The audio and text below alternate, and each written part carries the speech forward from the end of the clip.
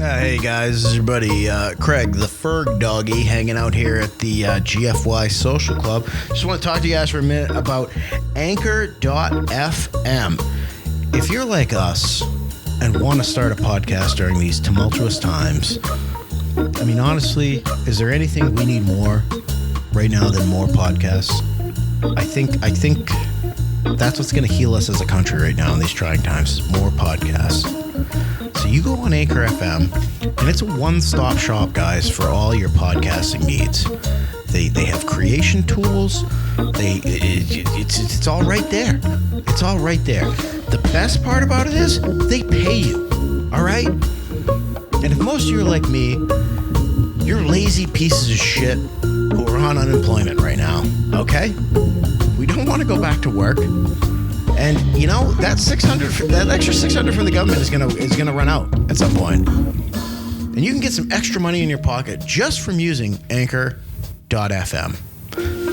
So here's what you do: you just go download the free Anchor app, or you go to Anchor.fm, and then you just get drunk and rant into a microphone, like me and Mike do, twice a week at the GFY Social Club. Hashtag join the club.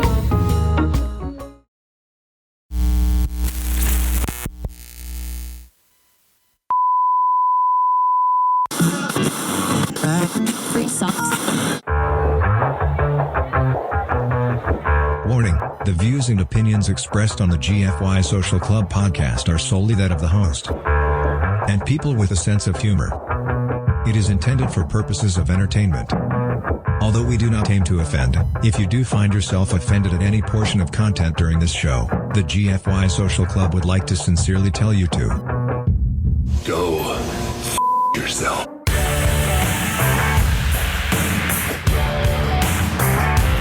Thirsty Thursday. That's right. It is episode 15. GFY Social Club. At GFY Social Club. Hashtag join the club. It's Thirsty Thursday, you motherfuckers. That's right. We got a good one for you today. Oh, yeah. That's right. Episode 15. Wrong pot, you stupid fuck. Not Jamie. You're already starting off on a bad note here, bud. You're supposed to fucking roll that off and fade it the right way, you dink. Jesus Christ, man. Fuck. If we were paying you, we'd be docking your pay right now, not Jamie. Fucking not Jamie. Oh, you're starting off. I mean, what are you hung over from last? Don't even talk to me. I don't even want to hear it. When Rogan actually moves to Austin, we're going to poach real Jamie from him. Seriously, not Jamie. You're going to be looking on ZipRecruiter.com, motherfucker. You're going to be trying to find some fucking another job that's you can fail at every goddamn day. You can go work on our friend Sam and Omar's podcast. That's right. That'll be your punishment. Bags of heroin to get Craig to do it. Yeah. Oh, so you guys hear that? That's the voice of the loudest comic that I know. You think we're loud? This motherfucker. He is a comedian from fucking Chicago. That's right. Yeah, no well, shit. They might not hear me. What have we got here? A fucking comedian. Loud. Yes, that's right. It's our good friend Bob Keane. Bob Keane, what is up, you son of a bitch? Hello there, podcast friends. Don't worry. During this intro, you can pack your bong. That's right. I think we have more of a drinking crowd than a smoking crowd. That's right. Well, good, because I've got two hands. I can see that he's got his red Solo cup and he's got his smoking instrument of choice. Why is that shaped like a cock? Why do you think I have a choice? Oh, so we got Bob Keane on with us today. Craig's in the studio, the Ferg Doggy. What's up, happening? Craig, man? Yeah, what's going on? We got a big show lined up for you because you guys, you know how we roll. It is fucking Thirsty Thursday. That's Thursday. Thirsty Thursdays, boys. Might as well get balls deep in a bottle of Gus and Brew tonight. That's right. That's right. Thirsty Thursday. Slide in those DMs. I'd slide right into those DMs of hers, man. But oh my god. Any more than 3 messages without a response, and you're a sex pest. Yeah. Just keep Threes when it becomes a sex pest. Yeah, that's the official definition. I don't think 3 you or know more. what you can. I don't think you know what you can do with 2. Allegedly. Yes. I just don't even try. How many shots do you need of your dick before it counts? Like, That's nasty. Yes. So, You gotta make sure you get the lighting right, you know? that's right. oh yeah. This is morning zoo radio for people who wake up at 3 p.m. 3 p.m. That's right. Those of you that are just waking up, all right, we want you to get in and get your day started. It is dinner time. Traffic reports in, and be careful, because it's 1 a.m. and everyone's shit-faced right now, so... GFY Social Club. What you listen to while you wait for a text back from your dealer. That is correct. 10-4, good buddy. Oh, we are starting out wild here on Thirsty Thursday in the clubhouse. As you can see, Bob Keene is with us today. Craig and I are here in the clubhouse in Austin, Texas. Holy dog shit. Texas, only steers and queers come from Texas, private cowboy. And you don't much look like a steer to me, so that kind of narrows it down. And you know what? That would be accurate if Bob was in the studio with us today. But hey, that's all right. Hey. Well, I'm just saying, Austin has a lot of vegans, and so they're not into steers. Yes. Yeah, that's true. This is very true. So yeah, as you hear, we got Bob Keene on today. We, of course, it is Thursday, Thirsty Thursday, so we are going to have sports coming up today. We do have a few sports stories that are going to be pretty interesting, and Craig's going to give us another history lesson. Craig, I know you've got a good history lesson lined up for us. Bob is going to sit there and drink out of his red Solo cup the entire time. He's going to get all torn up. America. That's right. In America. That's right. You got some big shoes to fill, Bob, if you want to get as fucked up as I did on the last episode. You should. About halfway through, I became slightly incomprehensible. You would think it would have been during the that's commercial how long break. it took? Yeah. Oh yeah. Yeah. It was one of those deals where it's like you came back from commercial. We took our quick commercial break, came back in, and he was still fine. And then it was like somebody just flipped the switch. And he wasn't quite like passed out at the bar, Craig, but he wasn't too.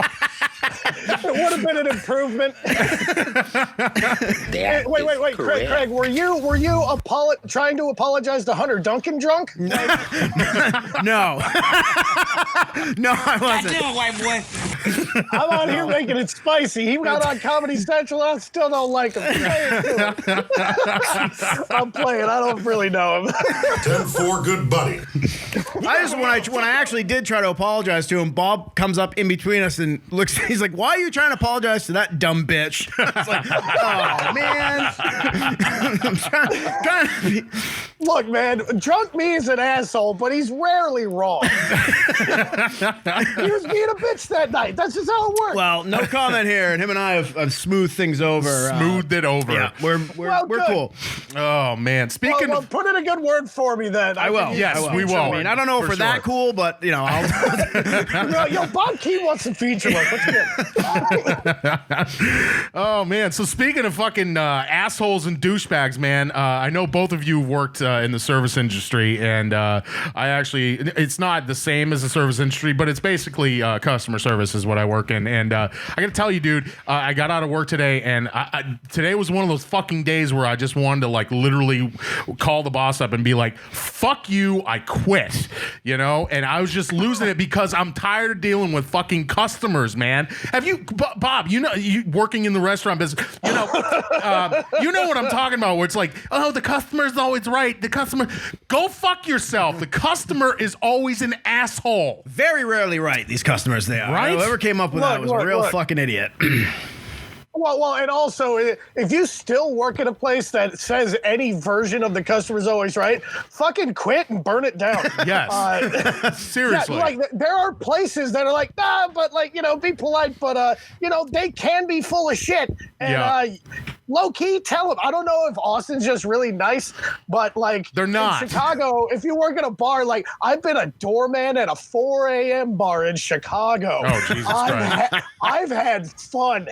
Okay, I've had a good fucking time. A guy literally yelped our shit. It's a whole long story. He didn't even buy anything. Right. And then he told me I was throwing him out because he was Mexican and I'm racist. While they're playing the Mexican national team with sound in Spanish in the bar. Yeah, I mean, that's not the only reason you threw him out. It probably had something to do with it, but... No, but the bar was full of Mexican people. And so I looked at him, I'm like, dude, if that's why I'm throwing you out, please leave because I've got my work cut out for me. I'm going to be here for a week throwing all these people out. Yeah, I'm going to be getting my core workout in, heave-hoeing these motherfuckers. How dare you? And some of them are down to be handsy, you know what I mean? So like, all I'm saying, like, he took a picture of me. I did this little like with my hand on my face, like I'm doing a headshot, and I used that for my Facebook profile picture. Outstanding. Yeah, he put it in his Yelp review, and that was way too long, and I fucking captured the picture because it was a really good picture. The lighting was pretty fucking good. I had these sunglasses on. It was awesome. Well, that's the thing too. Like people with their fucking Yelp reviews and shit like that. You know, we live in that age where everybody's got social media. They've got Yelp reviews. They've got Google reviews and all that dumb shit. So it's like they feel like they've got that like little bit of power over you for some reason. They feel like they got you by the you know? No. That's the narrative they want you to think. That's right. Well, that's what I'm saying. That's not the problem. The problem is that we're in the age where all of that exists, and the rest of us think that it matters. Yeah. Right. Okay? Like a bad Yelp review. Yeah. Awesome. Like, like we need to get back because there are people that with money to spend. Yeah. And they're like, what was it? The Bill Burr was talking about the restaurant a few years ago that put up the little A-frame chalkboard. Said like, we like our beer, we like our violence, domestic. Yeah. And he's like, yeah, the whole thing where it's a perfect joke. It's a great fucking joke. They fired the waitress. I'll bet you after that they had a bunch of good tippers coming. Oh yeah, okay. Dude. Yep. That waitress made them all the money for coming up with that, and they fired her. So it's a labor issue. Okay, I'm damn near a socialist, and you're fucking congratulations, wokesters. You fucked a member of the working class. You fucking dipshits. Yes, and I believe this is why Democrats lose elections. You cunts. I believe that took place in Dallas. So the fucking losers that live in Dallas were probably just mad that they didn't think of that joke first. Because they're like, yeah, we like to beat our wives. Yeah. We like to beat our wives. We like Lone Star. That's no domestic beer. Damn, we should have thought of that. Have you ever been to Dallas? The people there aren't that clever. Yeah, that's what I'm saying. They're angry they didn't think of that joke. Yeah, as usual, they're mad that it's funny, not that it's offensive. Yeah.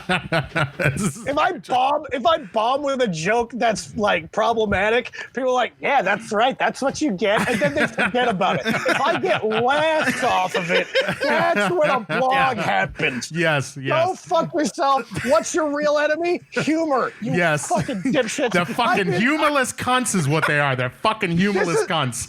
This is how I get when I'm like confined to a closet-sized bedroom for 4.5 months.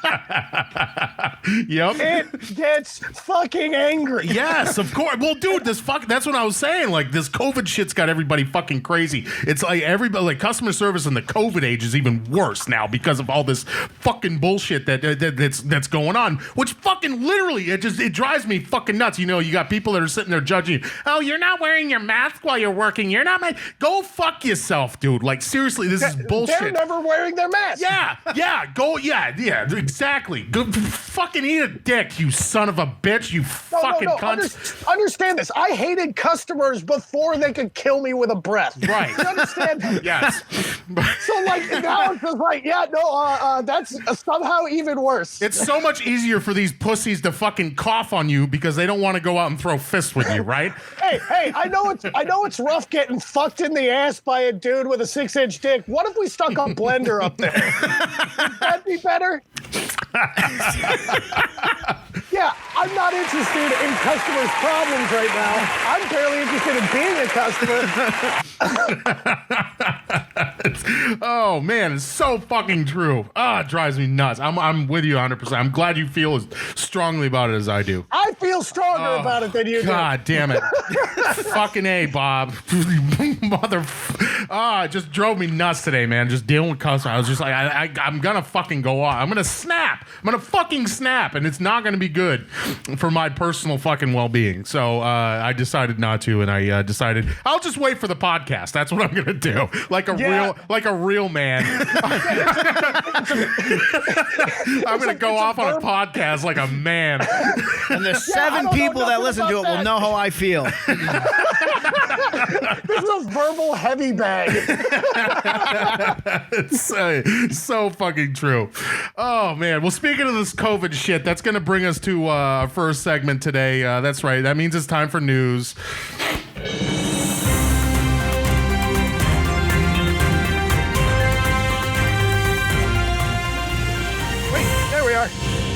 All right, so our first story of the day, seeing as how we're talking about fucking COVID, Bob, Craig, this one just fucking, it was hilarious because this speaks to me. Yes. Since I am of kind of like Russian descent, Eastern European, whatever. The Belarus president, you ever heard of the country of Belarus there, Bob? I've known actually a decent number of Belarusians. That's right. Well, the president, who recently came out and suggested that vodka is a cure for COVID-19, just came out today and said he tested positive for COVID-19. Ah, shit! He must have run out of vodka. It's Belarus. You never run out of vodka.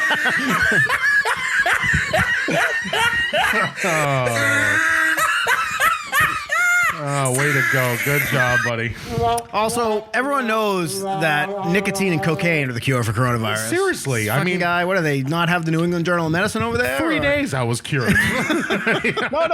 No. It's smoking specifically because the COVID goes in through your lungs, and COVID is actually like a kind of a, like not like a KKK racist virus. It's a white liberal racist virus where it goes into your lungs, and if you're a smoker, they look around and it's like, oh, this is a black neighborhood. Never mind. Ew, this one hasn't been gentrified yet. There are no Starbucks here at all. We gotta get out of here. This is and ironically, COVID probably smokes American Spirit. Don't you understand, you dumb son of a bitch? Don't you understand? Yeah. So the Belarusian president, his name is Alexander Lukashenko. He resisted the coronavirus lockdowns in his country, and then he recently said that he had recovered from COVID-19. So he got it. I thought he was just drunk. Yeah. So I was recently, I was like, when I had my symptoms and I was going through the bullshit.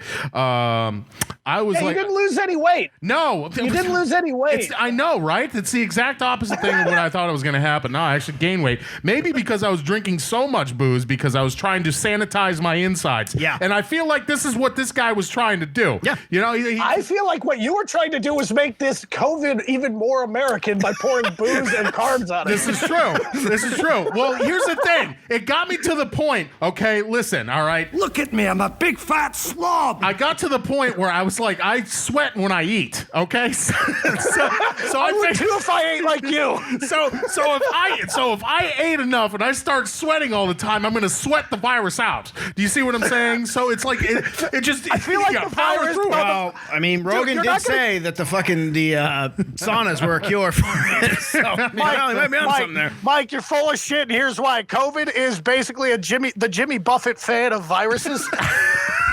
They go to Florida for fun, okay? They go to Florida for fun. Humidity suits them. COVID is not afraid of having under titty sweat. They're 48 and are living off of alimony from their ex-wife. You understand? These are boomer juggalos, okay? That's COVID. You can't sweat out a boomer juggalo, okay? They are always moist and clammy. They're used to it. You bastard! bastard. Well, I appreciate that's actually, you know Hey, what? Belarus is pretty chill, though. Yeah. So I really appreciate you really fucking educating me on this. I feel like I've learned a little bit, Bob. So I've done a lot of reading and none of it good. None of it good. I'm surprised when the amount you drink, you can still see the fucking words in front of you. You have to sit there and reset and reread a fucking paragraph twice in a row. You know? No, I'm naturally cross-eyed. The only thing that relaxes it is liquor. Like that lazy eye fucking deal going on. Oh man. So Alexander Lukashenko, congratulations, man. This is just fucking great. He really thought that vodka was gonna. I kind of fell into that same trap too. I was like, you know what? I'm just gonna fucking fix this shit with clear liquors, and I didn't even stick with clear liquors. I went with fucking the natural remedy of Jägermeister. You know what I'm saying? You're in Texas. Have you ever had Texas whiskey? That is chemo in a bottle. That shit is spicy as hell. That's the kind of shit you drink through a broken front of your teeth. Like, yes. It doesn't taste right unless the number of teeth in your head has a fraction in it. Okay? Yes. So I know you two enjoy it. Yes. Oh, shit. Just like I do. Hey, I need a root canal. Yes. Yes. Yes. Yes. Yes.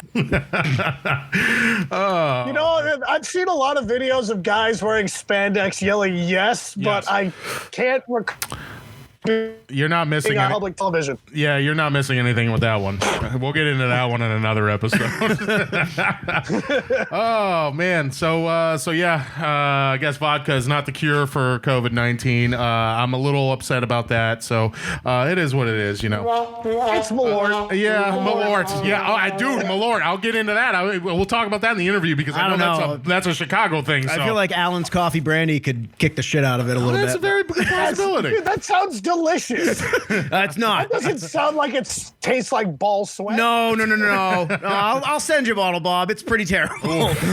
I don't know, man. Malort's pretty awful. Yeah, I'll send you Malort. Malort is awful. All right, we'll have a cultural exchange. It's the booze equivalent of eating sea insects and being proud of it. You fucking queers on masks. Yeah, there's a reason we all left the colonies, okay, kid? It's because of queers like you. We went out here, we started working, bro. That's right, dude. Listen, kid, all right? Let me tell you something, buddy. Hey, dude, have you ever planted corn, bro? But, like, kept doing it. Oh, dude, you don't even know what you're talking about, bro. That shit's wicked pissa, bro. You ever had a rutabaga, kid? Hot dish. Oh, man. Need to go get me some fucking Dunkin' right now, dude. some Dunkin' and some fucking Newports, dude. Some fucking Marlboros. Oh, what's our second story of the day, Craig? Oh, well, we had an article about a study that was done at the University of Montpellier in France that said obese politicians signal corruption. So I'm from Chicago. You mean awesome? 10-4, good buddy. Yeah, the original place in the U.S. for corrupt politicians, Chicago. But yeah, literally the Windy City. You understand that's not because of weather. You are fake news. Dude, Illinois has had 4 governors go to prison. Yeah. Prison. Yeah. I don't know. Yeah. This seems like one of those, how do you, most politicians are fat old dudes. You would and think, most of them are corrupt. So I don't know that one necessarily signals the other. Correlation versus causation. Yes. I will give it that. Yeah. I can't wait to see what AOC is going to look like when she turns into a fat white dude. Oh, man. That's how you know. Well, her tits will definitely shrink from what they are now. You know what? You're not really, only in America can you go from being a Puerto Rican bartender from the Bronx to an old white man telling women what to do with their bodies. That's the dream. That's the dream. Yeah. Oprah did it. You did it. That's it's right. Amazing. So did Gwyneth Paltrow. Yes, she did. No, stick that jade egg up your hooch. Yeah, no, just do that with your body. That's way worse than telling a woman to terminate a pregnancy or not. Well, Gwyneth Paltrow came out with the fucking vagina candles. Yeah, the vagina candles smells like her fucking vagina. But why couldn't they come out with? She should have been smart and come out with something. Oh, I guess it's No, she doesn't look like her. She doesn't look like her vagina smells like anything. Yeah, yeah. Well, it smells like water. That's boring. Yeah, it should have been something more specific. Like, this smells like dirty gym socks. Because guys would be into that shit, you know. Yeah. Or most of us. If it doesn't smell like sweaty gym socks, she's not going to blow your mind. I'm waiting for somebody. You need to smell the last 3 dicks that have been in there to know that this has been quality tested. This scent is this pair of panties I wore to the Kentucky Derby one time. It was about 113 that day, so they're pretty right. Here's the thing. Pretty right. I've found myself in some pretty spotty situations, and I'm going to tell you that if you order those panties off online, it's like, oh, smell that. It's just as likely to be a dude. Yeah, no, dude, I would totally wear some of my girlfriend's underwear to like help double her profit if she like buys me a PS4 or something. Not even a PS5. That's all it's going to take? You can get one of those on Craigslist for like $50. But I could just wear my girlfriend's panties. You could do that too. Yeah. I got more time than money, guys. I got more time than money. But it smells the same. Yeah. I'm waiting for somebody to come out with a scented candle that smells like something that's a little bit more relatable to what we're all going through. And it's like crippling depression. Yeah. What does that smell like? Oh, that's right. Jägermeister. Jägermeister. It smells like your own balls. Yes. It smells like a smelly pussy. So, like, congratulations. You just stick your finger down there and then show it to your friends and be like, hey, I fucking had a day. I'll give myself a fucking the Dick Cheese swipe and take a sniff. You know, the Mary Catherine Gallagher sniff. Like, sniff. You gotta be a duck. You gotta be a Fremunda cheese sommelier. Yeah. That's nasty. This candle smells like a meth pipe that was left on the floor of a 97 Toyota Camry. That would be... So you mean the outside of a Limp Bizkit concert? I'm just thinking my old ex there, because, you know, I found a meth pipe on the floor for 97 Camry one time. And it smelled pretty awful. Like I said, outside of a Limp Bizkit concert last year. Oh, man. So we got obese politicians, and that's a sign of corruption if you're obese. Good, I want broke politicians. So it's just, if you're a fat politician, you're corrupt. If you're a skinny politician, or, you know, a former bartender, you're also corrupt. You're not corrupt according to this article, but I call bullshit on that one. See, Schwarzenegger missed that by 10 years. He should have ran for governor when he was in commando, and then he would have been, he would have really been for the people. So what you're saying is if you're a politician and you do steroids, you are 100% not corrupt. Exactly. Yes. Progressives do cardio. That is correct. Oh, it's all that vegan. It's the Green New Deal shit, right? Yeah, it's a lot of energy to lie, and when you're not getting protein, you just tell the truth because it's easier. Yeah, exactly. You can't be windy if you're out of breath. This is very true. Oh man, I'm out of breath all the time. I must be corrupt as a motherfucker, huh? No shit, you're out of breath? Wait a minute, Mike. Dude. The picture of sinewy, acrobatic physique. You might be out of breath sometimes? Oh, dude. Look at me. Did you run 50 miles to get here? As he takes another sip of his Bud Light tot and seltzer or whatever. I'm drinking responsibly today. Get drunk, not fat. There you are. That's right. Oh, all right. So what's our third story here, Craig? We got all right. So this one is okay. This is probably closer to you up there in Chicago, man. The Ford plant. I'm assuming it's out of Detroit, right? Which is it was. Yeah. Well, it's not anymore. It's probably somewhere in Mexico now. Why did they move away from Detroit? I don't know. Probably the water was shit. Close enough to Flint. They're like, we could do this in Mexico, you know? Yeah. For pennies on the dollar. With the same shit water. Yeah. Exactly. Yeah. That Flint, Michigan water. Yeah. Yeah, Tijuana's or Chiapas somewhere. Yeah. Don't eat sushi in Tijuana and don't fucking drink water in Flint, Michigan. So I guess the Ford plant up there, they're retooling their plants with the help of a dog-like robot named Fluffy. Okay, so they moved their plant and they're saving money and they spent it on a fucking dog robot. So wait. Yes. So it's teaching them somehow how to optimize the plant. Apparently, is that what I'm together? I guess so. So it's controlled by Imagine getting downsized because of some robot named Fluffy.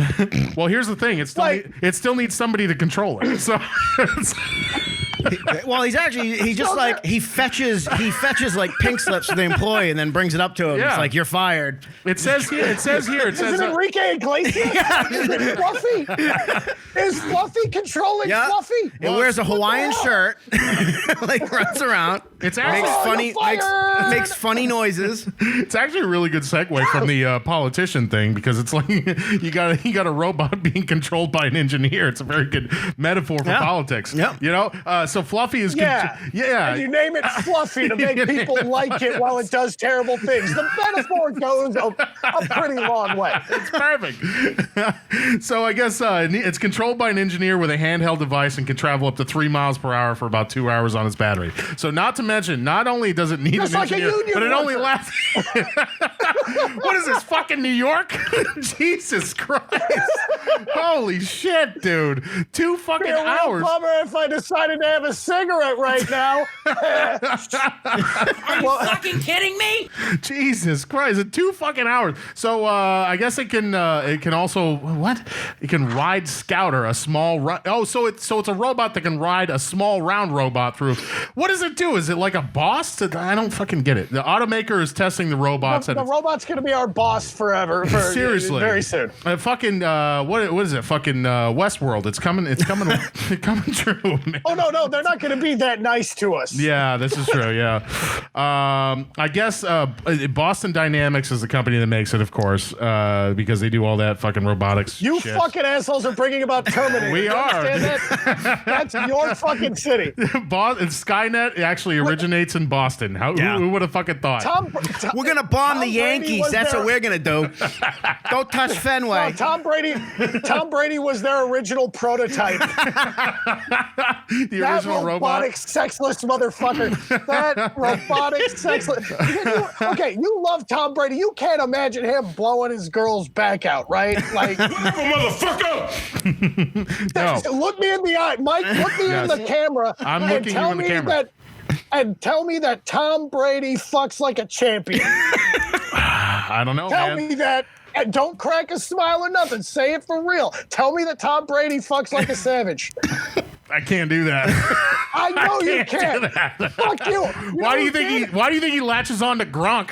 Yeah. I'll tell you who did Gronk fuck like a savage, bro. I'll tell you who did fuck like a savage. Fucked like a champion. That's what he did. Ernie Banks fucked. Jim McMahon fucked like a champion, kid. Jim McMahon probably still fucks like a champion. He can't really remember where the pussy is anymore. Doesn't have to. Hey, I'm Jim McMahon. Eli Manning fucked Tom Brady like a champion twice. Granted, it was a mouth-breathing Down syndrome champion, but he did it. Yeah. What was it? Harrison. Rodney Harrison was the orifice. Jesus Christ.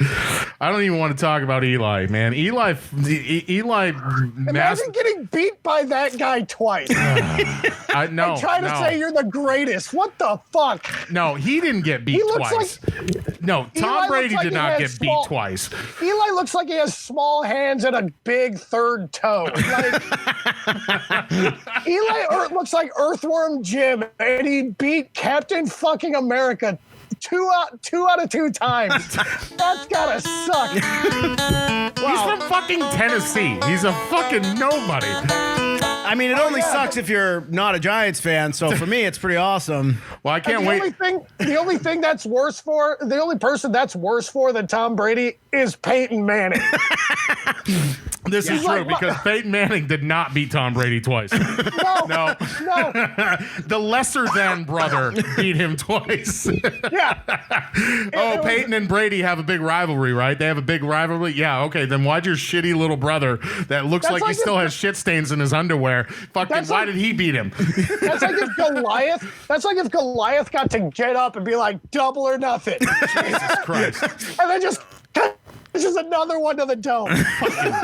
Eli, man. Eli looks like he still subscribes to multiple accounts on OnlyFans. He's a fucking loser. No, he looks like he can't afford it. Fuck Eli Manning. Sorry, but it's true. Fuck him. We don't like him here in the studio. Speak for your fucking self there, dude. I love the guy. He did fuck you a couple times, Mike. I don't even want to hear about it. Don't want to hear about it. I'm sorry, should I have had a content warning? Oh, man. Mike's that's triggered. How you trigger Mike. Yeah, that's how you trigger Mike. Oh, where's my sound drop that I wanted? What the fuck, dude? Or as we like to call it, trigger. Trigger, kid. Dude. Oh, Jesus. Wicked triggered. Very nice. I'm wicked trigger, bro. Fucking trigger, dude. Listen, Stick your bud. beak in this. I'm giving you consent, bro.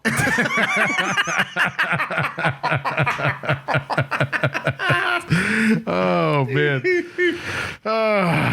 You guys are fucking nuts, man. All right, so yeah, we got a dog named Fluffy. That's a robot dog named Fluffy. Yeah, a robot dog named Fluffy. Yes, out fucking standing. So speaking of ridiculous shit, we got the Space Force, right? What do you think about the Space Force?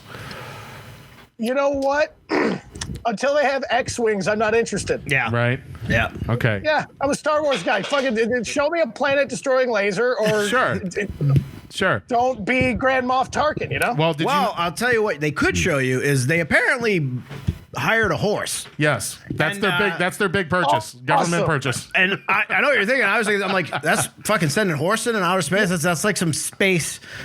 dude. Space fucking no, you like don't fantasy understand, shit. Dude. Sure. You are obviously not a history buff like our dear leader Donald Trump. He's doing this as a subliminal shout out to the Polish army. Don't you understand, you dumb son of a bitch? Don't you understand? Exactly. He's so smart that he's like, you know what? I remember when my favorite thing ever, the German army, invaded Poland with tanks in 1939. We are like, you know what? We've got horses. And they ran lines of horses at Panzer tanks. So in case, like I said before, in Belarus, same deal in Poland, they never run out of vodka. Sure. You have any idea how drunk you have to be to ride a fucking steed at a Panzer tank of Ubermenches? So that was like, you know what? We're going to send a horse too. So that's... No, well, they actually bought the horse to like patrol fields. It's like they have, but it's a Space Force. So. Yeah. Oh, yeah, I get it. It's fields on Earth. They're not like sending it to Mars and they're like, but these horses can breathe up there. You're telling me that there's gonna be a space horse? It's a space horse. Oh my God! The United States Space Horse. My name is Willie, the Space Force horse. Okay, I'm ready for the it's Willie, punchline. the Space. It would be like one of those cool, like mechanical horses they had on like Galaxy Rangers or Silverhawks, those cartoons when I was a kid. That would be fucking cool. But no, they just. I'm freezing up over here. They have fucking trails there. Hang on one second. Okay, I'm back. All right, there it is. We got Did you. you get- We got you. did you I get didn't all even the have to Space pause. Force Look at horse? that. That was You great. got all the Space Force horse bit? The Space Force horse. Oh, yeah. Good. I'm going to have to record. I'm writing the next 10 minutes of my act right now. Oh, that's great. The 10-minute spot I can't get anywhere. Well, of course. Well, you got an hour spot here today, which is even fucking. I mean, your headliner status at this point. Holy shit! Hey, it beats a Zoom. It beats a Zoom show. It really does, dude. Those things are fucking ridiculous, man. Bunch of fucking losers doing that. Jesus Christ. Oh, Zoom mics are for people who stare into the void and think, I wish I could get a closer look. I did a few of those Zoom comedy shows, man. And no, thank you. One of them actually had the crowd in there with you, and you could like see people. You know, They weren't in there with you, Mike. Well, they were on a screen. They were. Well, Yeah, and the show the show that Mike did, Kristen's like sister or something was arguing with her boyfriend in the back, and they didn't mute the audience's mics, so you just hear these two people arguing with each other who don't know they're being mic'd up during a comedy show. Right. So it was a lot like being at Tramps. I got heckled without actually getting heckled. They weren't trying to heckle me, but I got heckled. Dude, doing a Zoom show is having bad sex with a condom on. Yes, pretty. Fuck that. No, thank you. I've got better shit to do. You put a condom on, you accidentally still stick it in the fucking belly button. You think you're doing it right. I downloaded Chrono Trigger for my iPad for $10. Jesus Christ. And that's a better thing to do with my night than a Zoom show. It is 16-bit. It is exactly what you remember. Yep. And it was worth it because it wasn't a Zoom show. I turned on the Weather Channel, and that felt like more of a productive thing to fucking do than a Zoom comedy show. Well, yeah, because the Weather Channel reminds more entertaining. No, it reminds you that the world is still a thing. Yes. And This is Zoom true. makes you forget that. Yeah. Hey, the world is still a thing. You know you can go outside to see this. It's not just an asteroid belt outside where the Earth once was, but it exploded because a guy ate a bat. Like, look, man, Ozzy Osbourne is not to blame.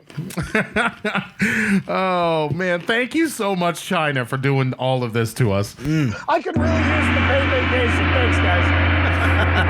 I'm doing great in this fucking. This is awesome to me. I have Donald Trump, don't trust China. China is asshole. I have a comma in my bank account consistently for the first time in years. Yeah, I know, right? It's great. I know. And then they shut the fucking bars back down here, too, which drives me fucking nuts. There's nowhere for me to spend my money. I can just buy things. I know. I bought a hat. Do you understand? I don't buy hats. I find hats. Yes. I find them. You acquire them. Yeah. You don't buy them, you acquire them. I chose it from. You have money when you get to start choosing your clothes. Your clothes don't choose you. You pick up hats off the waiver wire, which is just like the park bench. No, the waiver wire, which is behind a dumpster that I'm pissing by. That's right. That looks like a good hat. I'm gonna get it. On a rainy night in an alley in a rainy night in November in Chicago.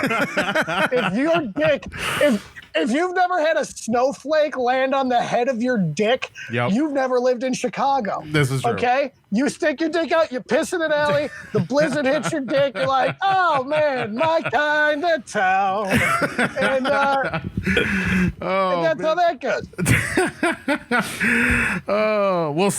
I'm glad you bring up Chicago because this reminds me of your city. This is our final news story. How many today. people died? People died? Well, none several, yet. Not yet. But there potentially at least two. I'm sure. I'm sure you saw this story, Bob. The Walmart couple. Wearing the Nazi face mask. Okay, that was Chicago, but it was Mount Greenwood. It's a very specific neighborhood where literally all the cops live. Yep. Well, no, this took place in Minnesota. Yeah, this is in Minnesota, which is close enough to Chicago. Never mind. Never mind. Yeah. No, we don't have that here. He's got like all the Nazi hotspots listed on his fucking phone. Well, the thing is, all the best Italian beef spots are down there. Like, if you want a good sandwich, go to where the crosses are burning. That's Mount Greenwood and the surrounding area. Yep. Oh man. So the picture here is Minnesota, amazing. Though. Yeah, it's in Minnesota. It's you can see the woman is literally, she has a swastika flag, looks like an SS armband around her face. Yep. They're taking a picture of her as she's giving the Heil Hitler salute in line at Walmart. At Walmart, that's right. Well, understand this. There's a couple angles to this. Yes. I'll go with the positive one. Okay. This shows, like when scientists are like, this study turns out these little amoebas have developed an opposable thumb or some shit. Sure. Something like that, where it's not an evolved creature yet, but there's been movement. This is that, but for Midwestern MAGA dickheads. Yeah. Where they're now attempting satire. Okay. They're attempting irony. Yeah. They're not at all correctly. Yeah. It's like a monkey making its first tool. Like, so this is a step in the right direction. They are attempting irony. Okay. Right after that, you start reading, I don't know, Sartre and shit. And Mein Kampf. Yeah. Well, or that. I mean, I would like to think it's one of those people who's like, she's like trying to protest, free speech, but she's clearly Walmart's not. The place to do that. She's a big, fat, dumpy piece of white trash who's literally the descendant of a Nazi. Yeah. She's a German descendant of a Nazi. If you're trying to make Walmart, Yes. your pedestal, your platform for this, that's basically just for people who don't have open mics to bully. This is true. Right. This is true. Well, here's the thing. If you want to make a stand, go to Target and do that shit, all right? It'll blend in. It's a red mask. It'll blend in there at least. Go to the classy version of Walmart, Target. Yeah. Well, and I mean, not for nothing, but when you see the picture, like they're kind of dressed up for Walmart, and that they have jeans on and not sweatpants. Right. So yeah. Yeah, that's their dress whites. They're dress white supremacists. They're dress white powers. That is correct. They're in the navy of racism. That's their dress whites. They're on the way to a Gestapo-themed picnic in the park, so they had to get the appropriate. If the president was there, they would have had to wear their hoods. It was casual Friday at the Klan meeting. When I saw it, I expected them to be like smart asses when they interviewed him. They were like, actually, the swastika's been a symbol that's been around for thousands of years. That's when you're like, oh, they haven't gotten their mind around satire yet. Well, no, they didn't do that. They basically just said fuck you. We know exactly what it is. We know what we're doing. Like, do you think they tried that out at open mics or something first?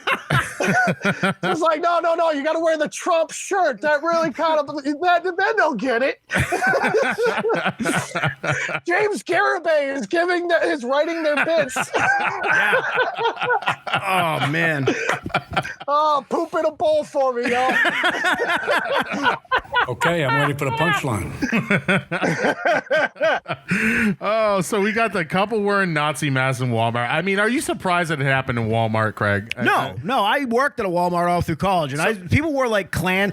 I saw a guy one day, he had a shirt on said the original Boys in the Hood, and it was a bunch of like. Shit, I've seen that one too. I'm from North Suburbs in Chicago. I've definitely seen that shit. Yeah. And he was always a Packer fan. Yep. This was in Bangor, Maine, so he's definitely a Patriots fan. But But yes, yeah. No, I mean, that tracks. It could have been in, dude. It could have been in like Georgia, and he's a Patriots fan. I'm surprised. He loves white wide receivers. I'm really surprised it even made the news because it's a Walmart. You know, like I've seen way more heinous shit at a Walmart than. Why do you think the prices are so low? Look, you're gonna hear the N-word, but like this bag of candy's 88 cents off. Where you at, dude? That's the price of falling prices. Is you have to give up everything. You have to compromise every belief that you've ever had just to shop there. People pay Whole Foods prices for a reason. Is all I'm saying. Yeah. Watch out for Watch out for falling prices and fucking ridiculous racism. And dropping N-bombs. Falling prices, dropping N-bombs, and goose-stepping SS officers. No, just Walmart. Dropping prices, falling prices, or just dropping prices and N-bombs since 1950.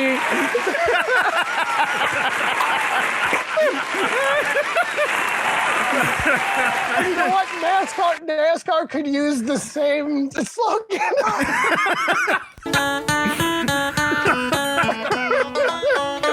I think that used to be a thing, but like now, like NASCAR is like more progressive than any of the other.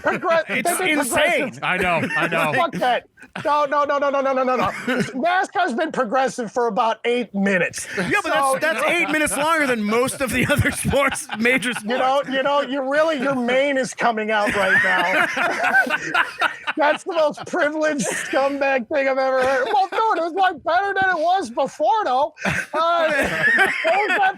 What was that fella's name? No, the other one. Yeah, NASCAR. You've been entertaining Klansmen for 50 years.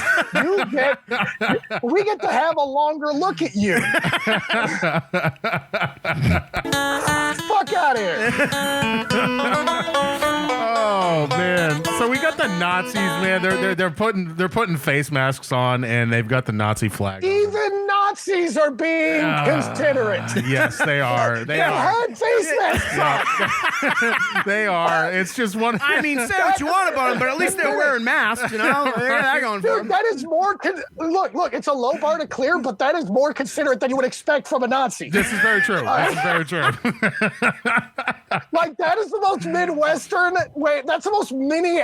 Wait, they were in Minnesota, right? Yeah, it was Minnesota. Yeah, it was. There's nothing scoots right by you. It was like a small town in Minnesota. Yeah, it was Marshall, Minnesota.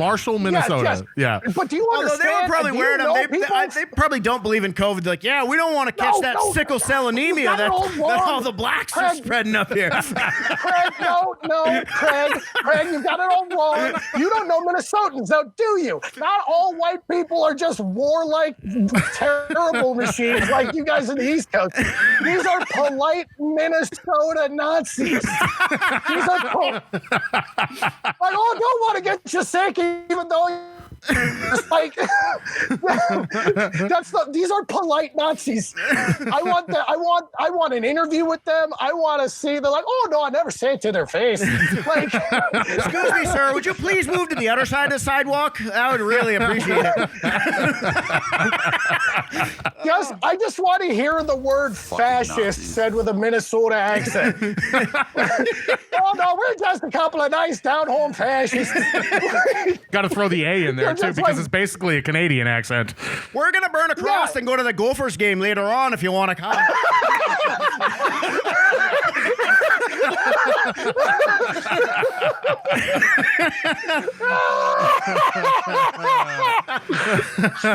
Oh fuck! Oh, how'd you like some Jew hot dish? Like fucking why? Oh no! My hat said that, not me. We're having a rally against the Jews, but we don't want them to feel excluded, so we do bring some kosher bagels with us so they don't get too hungry, eh? We don't want them to starve yet.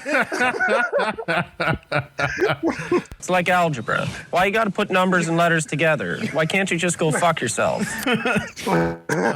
Oh boy, that's the only Canadian sound drop I really got. Is all that Letterkenny shit. So yeah, man. So we got Nazis in Minnesota at a Walmart. Shocker. Craig, Bob, that does it for our news segment for the day. No, that does it for my bladder. So are we gonna have a land in here?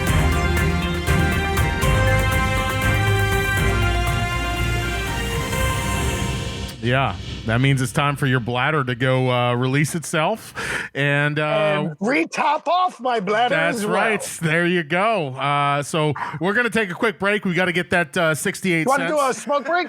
Yeah. Smoke break. We're going to take a piss break, and we're going to take a Anchor.fm break so we can get that big 68 cents from them. And when we come back, we're going to talk to we got Craig's history coming up, and we're going to get to know Bob a little bit better. And I charge 15%. I need about 8 cents from you. All right, sounds good, man. We'll send that right over, man. Once we get that big check from Anchor.fm. I got you. We got it.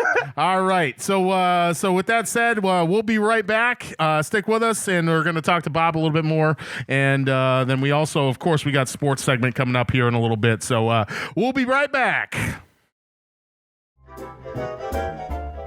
Hey, what's up, guys? This is Mike with the GFY Social Club, and today's episode is brought to you by Anchor.fm. Now, I know what you're asking me. Hey, stupid, what the hell is Anchor.fm? Well, I'll tell you. It's the easiest way to make a podcast, you dummy. That's right. First off, it's free, so you cheap bastards don't have to worry about getting involved in another subscription service. Yeah, they make it super simple for you. They have creation tools right there on the app and the website that are pretty much idiot-proof, just in case you're like Greg and I and you like to have a couple of adult beverages while recording your podcast. Makes it super easy to get it recorded, get it edited, and get it out there. Then what they'll do is they'll distribute it for you. Yeah, to places like Spotify, Apple Podcasts, Google Podcasts. There's a whole list of them. It's right there on the app and the website. You can see it for yourself. Best part of all, guys, is that you can make money with your podcast, and it needs no minimum listenership. Yeah, anywhere from like $1 million to 15 cents, which is more like our budget. But hey, you know what? It's 2020 and money's money. Am I right? You know it. So anyways, here's what I need you guys to do.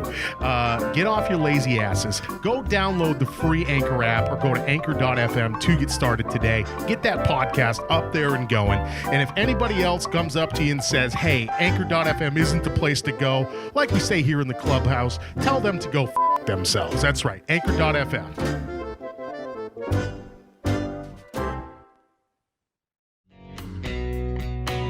Hey, what's up, guys? It's Mike with the GFY Social Club. You guys hate Facebook? Do you? I think Facebook's annoying. You've heard me rant and complain about social media nonstop, but I gotta tell you though, there's one spot on Facebook you can go to that's really cool. Yeah, it's called @GFY Social Club. Yeah, go check out our page. Give it a like. Give it the old thumbs up. Start following us. Let me tell you why. We're gonna start having articles up there. Ridiculous news stories that we don't get to on the show. If you missed the show for whatever reason, we'll have all the links for the shows that you missed. It's up there every time. And also, you can't forget ridiculous pictures that we're going to find and we're going to put up there that we're going to make fun of. So, you know what? If you want a little distraction from all the garbage that's on Facebook on a regular basis, well, then go ahead and give it a like, give it a follow @GFY Social Club on the Facebook page and spread the word. Spread the word to your friends. Spread the word to your family. Spread the word to your significant other. Let them know how awesome the GFY Social Club is and tell them to #join the club @GFY Social Club on social media. That's on Facebook, of course. And yeah, join the club. It's Facebook. Sucks. It's Facebook. Nah, nah, nah, nah. They wreck my page with their constant changes, and I hate them, but I can't stay away. Hey guys, this is your buddy Craig, the Ferg Doggy, hanging out here at the GFY Social Club. Just want to talk to you guys for a minute about Anchor.fm. If you're like us and want to start a podcast during these tumultuous times, I mean, honestly, is there anything we need more right now than more podcasts. I think that's what's going to heal us as a country right now in these trying times. More podcasts. So you go on Anchor FM, and it's a one-stop shop, guys, for all your podcasting needs. They have creation tools. It's all right there. It's all right there. The best part about it is they pay you. All right? And if most of you are like me, you're lazy pieces of shit who are on unemployment right now. Okay? We don't want to go back to work. And you know, that extra 600 from the government is gonna run out at some point. And you can get some extra money in your pocket just from using Anchor.fm. So here's what you do. You just go download the free Anchor app, or you go to Anchor.fm, and then you just get drunk and rant into a microphone like me and Mike do twice a week at the GFY Social Club. Hashtag join the club.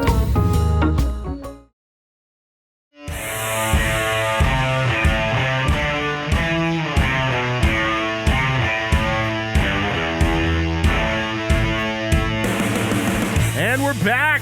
That's right. We had to pay the bills, you know, with Anchor.fm with that big 68 cents that we get from them. So GFY Social Club. Those Stanhope posters don't buy themselves. Right? Seriously, man. So we got Bob Keane in studio here. He has decided to hashtag join the club today. We got him. Actually, he's not in studio. He's in Chicago, but he's joining us. And as you hear, he's loud, he's obnoxious, and he's from Chicago, which are three things that kind of like all. I mean, it's all the same thing, pretty much, right?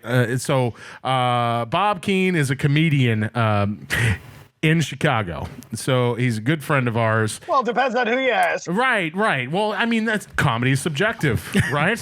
Isn't it? Yeah, some people think I'm a comedian and some people think, who? Yes. So, who is not comedian, technically? Right, exactly. So Bob, he's a good friend of ours. He was here in Austin for a little while, and he decided... That was a good time. Austin was fun, man. Well, what the hell made you want to go back and, like, get shot up in, like, the murder capital of the fucking country right now? Wait, unless you're part of the federal troops. Is that what it is? You're part of the federal troops. Mike, don't believe Fox News, no matter how New England you are. Look, when you have this, when you're this color with this hairline, you don't see guns. Oh, okay. I got you. You just find your way into stuff. You know, the Lord. The Lord is my shepherd. The Lord. It certainly isn't because redlining and an interstate that basically has been putting a vice grip on the economy of the South Side for 40 years. Yeah, certainly not that. No, just pure providence that me and my alabaster whiteness could find my way in the big bad city. So telling my dick jokes out in public with not a single stab wound in me. Right. I'm surprised you haven't gotten shot yet. I mean, I'm not talking in Chicago. I meant here in Austin. I'm surprised you didn't get shot. It's Austin. Nobody believes in gun. This is very true. So you were here in Austin. So you were here in Austin, and we got to know you real well here. How long have you been doing comedy? How long have you been doing stand-up? I just in late June, so a month or two before. Anyway, just past 9 years. 9 years. Wow. Okay, cool. Yeah, I'm still this shitty at it. Well, you said it. I'm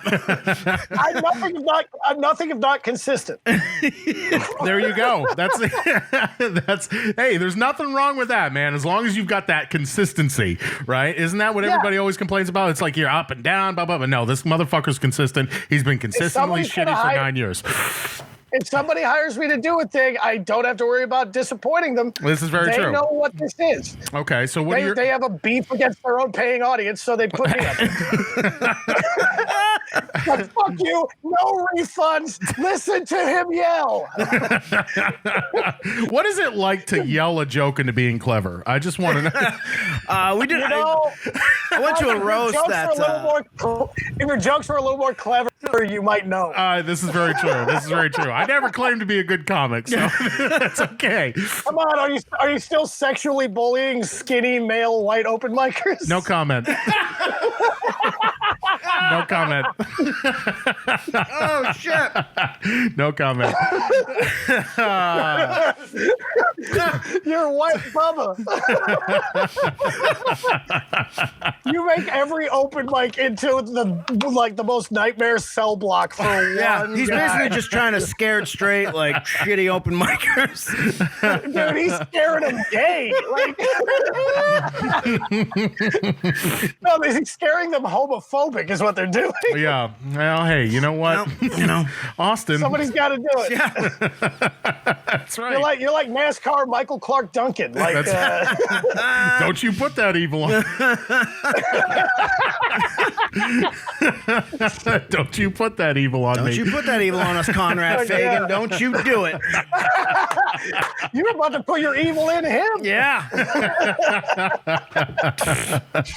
Oh But man. at least you never allegedly pooped in a bowl. This is very true. It's true. It's true. So we're gonna get into that here in a second, but before we do, did that become the Stevie Ray Vaughan of Austin comedy, the white hero, for being mediocre and then leaving too soon? You are what we refer to in Austin as the Caucasian Knight. So so Bob. You mean like all the best ones? Oh yeah. Oh, ayo. Lancelot Martinez. Oh man. So you're in Chicago now. How I know everything's shut down right now, so it's like kind of pointless to be like, hey, so how's the comedy scene up there in Chicago? It sucks just like it does everywhere else. But it's fucking terrible. Yeah. So before all this shit happened, because you've been there for a little bit before this everything came down. Like what?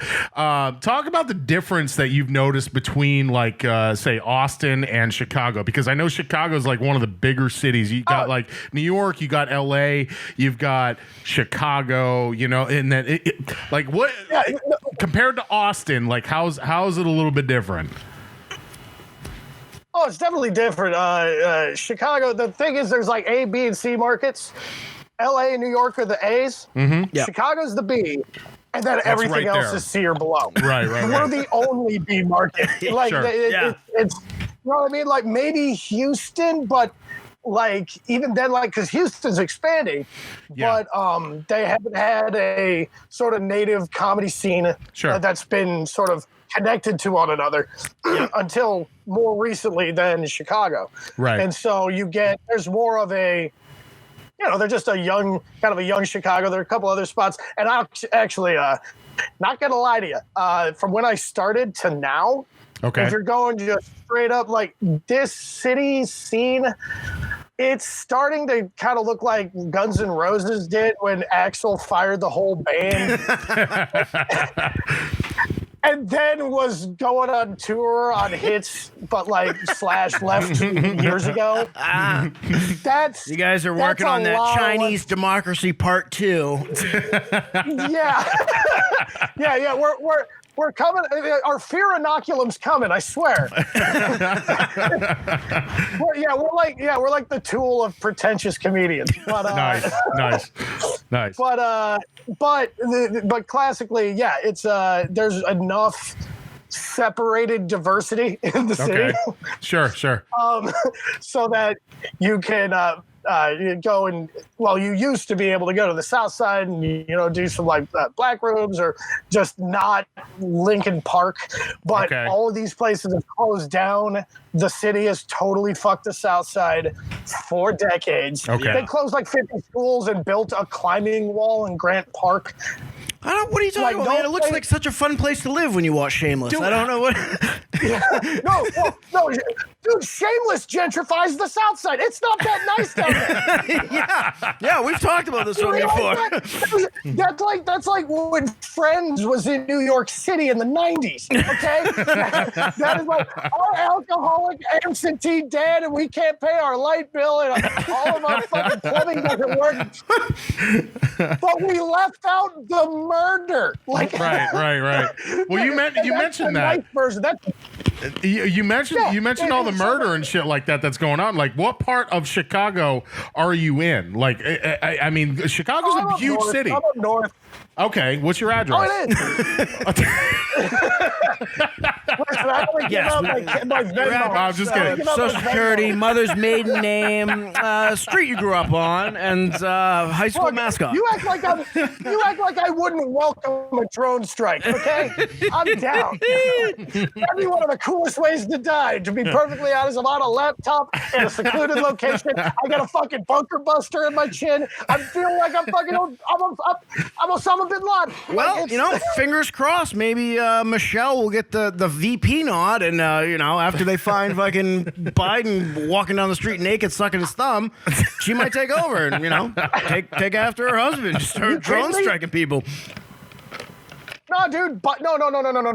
Biden, if he did that would be a gut punch to Trump's entire thing. He would steal some of Trump's voters. Like, that guy sucking his thumb with his dick out. I'll bet he tells it like it is. Yeah. I'll bet, you know what? I could listen to this guy. He's got no filter, bro. His dick's out in the middle of his fucking cul-de-sac, sucking his thumb. I mean, it's crazy. I can't see his other thumb, but he doesn't have any underwear on. Like he's an old white dude with dementia, so his list of potential VPs is probably just like all dead relatives and racial slurs, because that's that's what old white people do when they get dementia. It's not pretty. I think when all of this is over, we have some, from the rubble, we have a president who's like 43 and has spoken another language once. Sure. And from now on, there will be a decree. It's like officially respecting your elders is no longer a thing in this culture. We're done. It's over. After you're 55, go fuck yourself. We have retirement prison farms for you. You can't get on Twitter. You will not be on Facebook. You will be put out to pasture. There will be Jimmy Buffett impersonators. You'll be fine. Yes. Well, they already have those Margaritaville retirement communities. So this is true. This is true, and they're all over the place. I call that the Trump pacifier. You just stick Trump people on anywhere within 50 feet of a Jimmy Buffett blasting from a speaker. Sure. Okay. You ever read that science fiction short story Harrison Bergeron? Yes, I have. Of course. Where they give you like a little earpiece that if they catch you having too many thoughts, it like every 15 seconds it blows just a high piercing tone into your ear, and it just like jars you out of thought.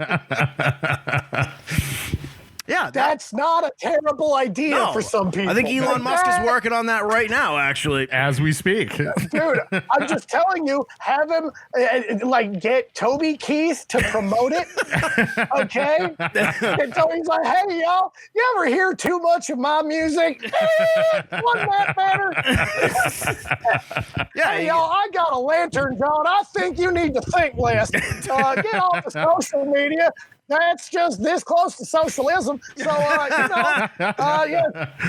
Toby. Raise them stars and bars high if you can remember where you put it. Yes. Oh, man. All right. Well, let's talk about the infamous Poopgate? I don't know. What do we? Yeah, what do we call that? Is that like how? Come up with a name for that. So for our listeners know that obviously we're based here in Austin, Texas. Just kind of preface this before we get into this story. We are based here in Austin, Texas, and since we're about freedom, right? Yes, America. So we are here in Austin. So we obviously being comics, we have to go out and we have to work out stuff, open mics and stuff like that. And there's this one place where where we all love to go. Like jokes or issues? Yeah, both. Jokes or issues? What am I working everything, out? everything. Yeah. I mean, every kind of joke, every kind of issue, whether it's social issues, it doesn't matter. It is what it is. Usually social. What do we hash out economic issues there? No, of course, no, Social. because most of them don't have jobs, so there's no. They don't have money to have an opinion. Yeah, they got no skin in the game. Right. Oh, I'm sorry. Is that going to hurt your stock portfolio price? So there's this place called Mr. Tramps. They run a open mic Two and open mics a week. Love two Mr. open mics a Tramps. week. Yes, and My favorite open mics in Austin. It is a solid one. It was a shit show of an open mic, and one of the most infamous incidents that's happened in Austin comedy in the past 3 years happened there, and it involved this asshole that we're talking to right now. Wait, is he on the other line? No. We're talking to you. So we've already heard his side of it. It was the what do we call it? Poop gate? Would it be? Oh, yeah. Well, that just sounds like another word for a butthole. Yeah, that's your poop gate. Okay. All right. Yeah. So actually, wow, Bob. That's so. There's another comic. The poop gate. The poop gate. No, it's poop gate. It's poop gate. Poop gate. Yeah. Right. There you go. All right. So what happened, Bob? What happened? Tell us about this. Well, what happened was it was a Sunday and the Bears were playing the Lions. Okay. And for those of you who don't watch football, what are you doing listening to this podcast? Amen. Amen. They're in our division. They're in our division, and I'm in Austin, and there was a Buford's down on 6th Street. Okay. Had a giant wall-sized monitor to watch football, and it's covered but outdoors. So you can smoke there, and you can drink Malort because you hate yourself. Yeah. And the thing is, the bartenders aren't from Chicago. They're like Austin, like UT students. And shit. And they look at us like, why the fuck do you drink this? It's like, pour it thick, dickhead. Malort. We're making you a lot of money right now. Drinking fucking depressed gasoline. Yes. And so, anyway, so I was there, and the Bears won handily. We beat the dog shit out of the Lions, so I was which is a common occurrence, but I mean, the fucking Lions are terrible. Now, if I had gone straight from there to the mic at Mr. Tramps that fateful Sunday, things might have been fine. Sure. But instead, my girlfriend at the time was involved with the Bartenders Guild out there. Okay. Just bartenders sort of consortium. And she was some ranking member of it. And she was helping to run a cocktail competition / liquor tasting. Okay. In some old-timey hotel thing. And there were 15 kiosks. Okay. And I went to all of them. All of them, dude. Of course. Yeah. Shocker. Yeah. What else not for nothing, but what else are you going to do? Well, here's what I'm not going to do is change out of my Bears jersey, my oversized Bears jersey, to go to a place where people are wearing cummerbunds. In order to go get more drunk and not be quiet about it. That's what I did. Silence is not in your bag of tricks. No. As we have learned throughout this entire episode. In case you thought that you got to see the wheels fall off that night, the wheels, I skidded into Mr. Tramp. The wheels came off miles ago. Right. There are sparks flying, and here I come barreling into Tramps. Yep. Because after that, I talked to my girl who came to meet me, and she's like, I'm like, hey, you want to go to an open mic? So you're shit faced. To be beyond fucked up. Here's the Bears won. They beat the Lions. You're fucking hit. Oh, the Bears game, and then that's what I meant to say. The Bears game, and then you're on top of it, all the other booze from having to deal with the situation there with the girlfriend, going from kiosk to kiosk, and then you're like, You know what? It's a good time to go work out some material. I can't emphasize go to an open enough. mic. Here's what you glossed over is the definite importance of the fact that not only was I getting shit-faced at a cocktail competition, that my girlfriend was in charge of. Yes. Minute to minute. It's like, oh, they need ice over this. She was working. Yeah. And I was like, which means she's the sober one. No, she wasn't. Are you kidding me? Yes.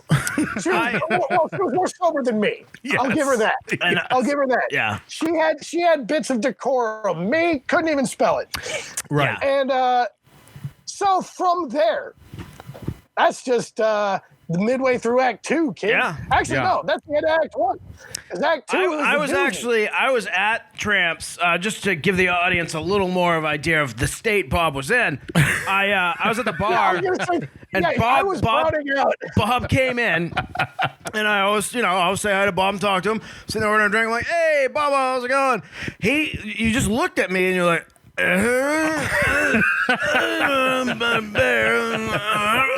I was like, oh, okay. They served me a beer. Oh, dude, it's Tramps. I mean, so Bob was doing well. If anything, they would have been like, Bob, you're pretty drunk right now. All right, I'm not gonna cut you off, but I'm gonna insist that you buy a bag of cocaine. Just to sober yourself up a little bit. Dude, if somebody had some blow, all of this could have been avoided. Okay, Bob, no Malort. Here's a beer, and go get some white. Here's a Lone Star and half a gram. Fucking get your shit together. Jesus Christ! I swear to be a man. Be more responsible and start going out with cocaine, so this shit doesn't happen anymore. Right? Every bar needs to have a first aid kit with half-gram bags, just to get them to the taxi. You know what I mean? Here's your get-home safe kit. Uber for you. And we got an Uber for you. Here's a bag. Our urinal is at the perfect height to do a line off of. Get your shit together. All right, so you go to Tramps. You're at the open mic, and we'll go from there. What happened to set you off? I wasn't even mad. That's the thing. I thought I was feeling mischievous. Yeah, no. I honestly I didn't see any malice in your face when the thing went down. When you tell it, I'll tell a funny thing about that too. Like, it's go I'm ahead. a happy drunk. Yeah. And so I thought, we are at a comedy open mic. Hey, we're about being funny around here. And wait a minute. So he's got a Make America Great Again hat because he's a troll who will kill the room and ruin the night for the next 4 comics. Yes. If you're trying to work out, I'm going to be real fun and breezy for the rest of this about him. But I just had to say right at this point is that the actual beef I have is that he makes it harder for other people to get better in a scene that is ascendant. You know what I mean? Like, sure. It's a young scene in Austin. Like stand-up comedy hasn't been a thing there as long as New York or Chicago, whatever. Of course not. And so, like that engine is in open mics. It's an open mic scene, and it's getting more shows as it's maturing. But it's only as good as how good the comics can get by working out. You know? Yeah, of course. And so if you're waiting, you're like doing 2 mics in a night. Okay, I got 2 mics coming. I get to work this bit twice. You do it in the first room, goes whatever. You're like, okay, I want to do this, this, and this. You go to the next one. Garibay goes up before you. Now you don't know what the fuck to do because you can hit your beat. If you just fucking shot it out of your face, if you did the beats in the right place, you could do that. But you wouldn't know if they're any good because everybody's already just still vomiting in their mouths. Yeah. Because of whatever the fuck Garibay did. Yeah. Like his face doesn't make it any easier. So like well, here's the thing about Garibay is he's one of those guys who he's trying to be he's trying to say the most offensive thing he thinks he can say to get a reaction. But there's and that's okay if you want to do that. But there's no jokes. He's the most interesting guy in 2005. Yeah. Like there's no jokes. So he'll just and he's talked to me about that before, and he's like, I'm like, you can say horribly offensive stuff even if you're just He doesn't trying get to it. be He funny, doesn't no, understand. he doesn't. I mean, he is, he's doesn't make a lot of eye contact. Probably plays the piano really well. He's one of those. Yeah. There is some. Those of us that listen to these episodes on a regular basis will understand that reference. So. he's got big Ben Shapiro vibes, but with a speech impediment. Yeah. He looks and sounds like Ben Shapiro after he gets punched in the face 5 million times. Oh, that's too bad because I do like Ben Shapiro personally, but yeah. So we're not looking at you for your. That's fine. That's okay. That's okay. That's okay. Bring on the hate. Bring it on. Bring it on. It's fine. I'm used to it. So this guy's standing there. You don't matter. It's fine. That's right. That's fine. So nobody's taking their politics from you. It's cool. No, absolutely not. Nor should they. That's fine. So anyways, he's wearing a MAGA hat. He's wearing a MAGA hat in a transparent attempt. Yeah, in a transparent attempt to troll. And everybody can see that from a mile away when he has that. So yeah. And I was offended as a comedian because it's hack, and also as a not because of the politics, just the hackiness of the bit. Yeah. Yes. Well, you understand that the bit it's him doing that. It's a walking bit. Own some libs. Yeah. And it's boring. You know what's less boring than that? In fact, exciting is grabbing the hat off his head and then making off to the bathroom to piss on it. I was just trying to liven things up a bit. Okay? I thought, you know what? The Bears had a big win, right? Yeah. Right? Everybody deserves that. I see like the first 2 minutes of somebody up there like, well, this isn't very funny. No. I really want these people to have a good time. You know what will give them a great time? If I went up to a kid that looks like a catcher's mitt for right crosses. and yes, catcher's mitt for right crosses. A burning one at that. If I just, in one really cool motion, just swiped my hand out to the left, took it off his head with no friction at all. Sure. And then before he even notices it's gone, I'm pissing on it. And worst comes to worst, I give him fucking $1.75 for another MAGA hat. And everybody has a good time. But it turns out I found out the hard way that alcohol affects your locomotion. Shocker. As everyone in this room right now, all two of us can definitely attest to that. We know that one well. I thought it was like hydroxychloroquine is just good for everything. Turns out not great for ballet. So I yank it, and then I start. I don't go nearly as quick as I planned. To the point where James catches me. I don't know. And people are like, yeah, he laid you out. I'm like, no, I was falling backwards because I did not get I think I remember him taking a swing, and it passed like 8 inches in front of my face because I was already toppling back like a drunk asshole, giggling my ass off. Sure. And so, and then after that, things get a little murky. And that's where the story gets interesting. Yes. So I have a very good excuse for all of it. Okay, so there was defecation involved at some point. I didn't fucking defecate. Nobody took a shit anything. Think about this. Look. I like how fantastical you queued that up just for this, didn't you? You son of a bitch. You queued up that sound. You don't have that every week. You filthy asshole. You don't have that every week. It's like, oh, Bobkins, I'm trying to get the toilet ones. Toilet.mp4. You fucking jag off. So anyway, look, if I had, first off, where am I finding a bowl? This is true. This is true. Well, hold on though, because I don't know where you found the bowl, but I remember like after it all happened, I was outside smoking a butt, and I look over and the door's opening, and you kind of like peek your head out and give me like this really like smirk, and you had a bowl in your hand. I did not see. Who gave me a bowl? I don't know. It's a restaurant though, Bob. They have bowls there. I don't know. I was too drunk. A restaurant I didn't work at. I wouldn't know whether. Actually, I'm thinking back. You 100. Like I said, I don't know. You 100% had a bowl. I didn't see if there was actual shit in the bowl or not, but there was 100% a bowl.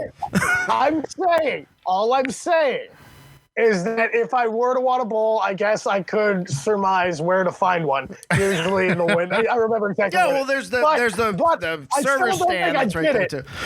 All right, let's go back into your memory. No. Let's go back into your memory real quick. Okay. Now, where did you acquire a bowl? That is open to conjecture. I'm pretty sure. Who handed you a bowl? Dude, it's like who raised Jesus? Nobody remembers anything he did from like 9 to 32. Okay? This is my wilderness period where I wound up with a bowl.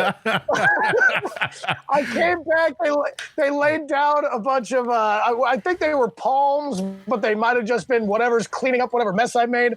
I think I poured beer on his head. I did pour beer on his head. Yes, we do remember that. We do remember that there was a beer dumped on the head. I had 2 sips of beer at Tramps that night. That's the punchline to this whole thing. Okay. I didn't drink any of that beer. Sure. I don't think I even paid for it. Right. Like, I mean, I did pay for it. I got banned for 3 weeks. 3 weeks. Which is the central point I'm going to make here. If I had taken a boo-boo, okay, a boom boom dropping bombs, fucking. First off, do you know you guys are passively familiar with how I drink, right? Yeah, very familiar. Yeah. Very familiar, actually. So then you are at least passively familiar with what my shit might look like. Very, yeah. It would probably just be brown water in the bowl. Yeah, this is very true. If you put cilantro, onions, and cheddar on top of it, it looks like chili.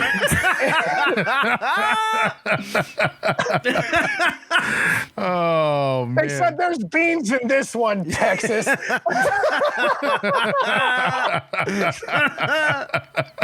So anyway.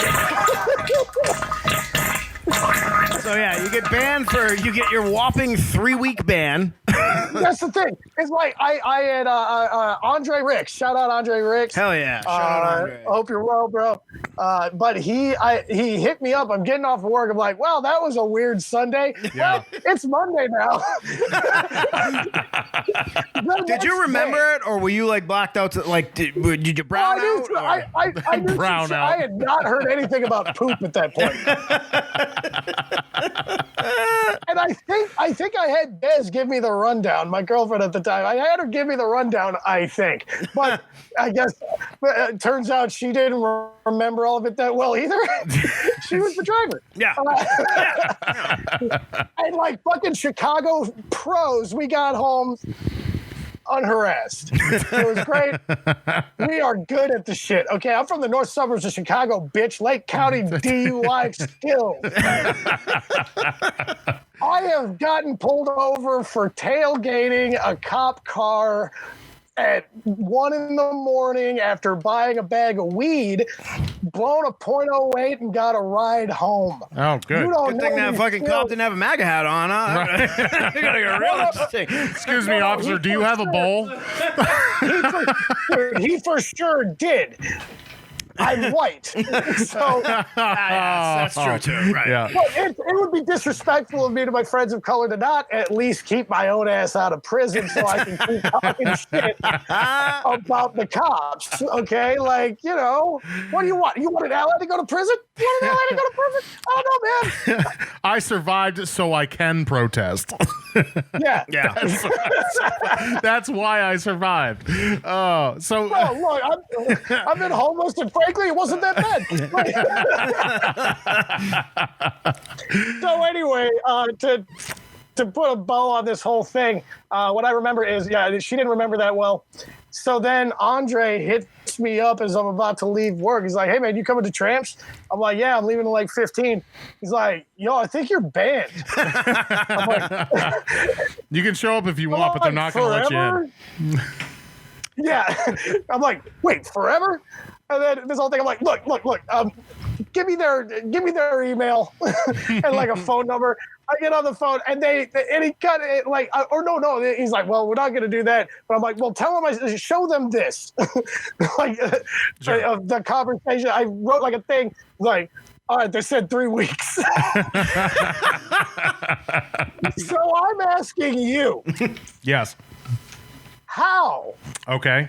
If poop was involved. Okay. Could I talk it down from 3 weeks?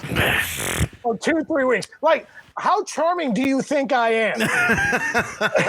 I mean, considering that it's Mr. Tramps, I'm surprised that poop was like 3 weeks. That's pretty harsh for poop. I mean, in Mr. Tramps, it's like you're like rapey and molesty. You get like, okay, you can't come back until tomorrow.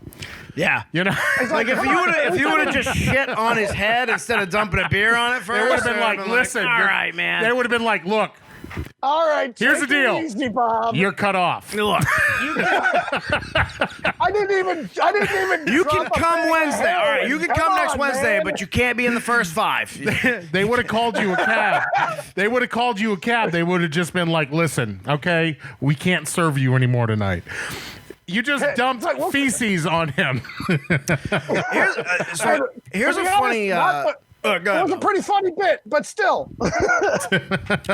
Here's how hard it is to get banned from Tramps. Apparently, the only way you can get banned from Tramps is if you, I'm doing air quotes here, attempt to murder another comic. Oh yeah, yeah. Then they'll ban you. Shout out Kate Loyce. No.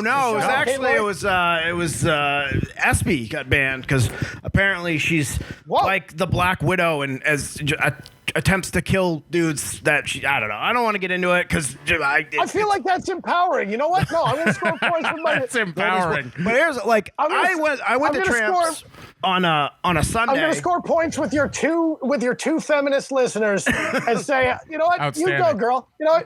Kill white men. Yeah. But I was at Tramps on a Sunday. Without remorse. And this was when who the fuck hosts on? It was like a guest host. I can't remember. Well, it depends on when it was. It might have been a Wednesday, but whatever it was. Because it used to be DJ, and then it went to Tremaine. I went up. I was going up last, and Garibay was going up right before me, and he's up there doing. Oh, so you might as well have just left. No, listen, he legit.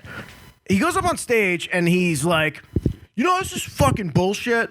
That we live in a country where you can't even like pull your balls out anymore. Not that you ever really could do that. That's like sexual assault. Yeah, and he legit. They used to burn you at the stake for that because you were possessed by a devil. He reached into his pants. Only if they floated. No, hold on, listen. He reached into his pants. He legit pulls his balls out over through his jeans and like shows his balls to people in the crowd. What? Yeah. Yeah, Doug Stanhope did that so much better. Yeah.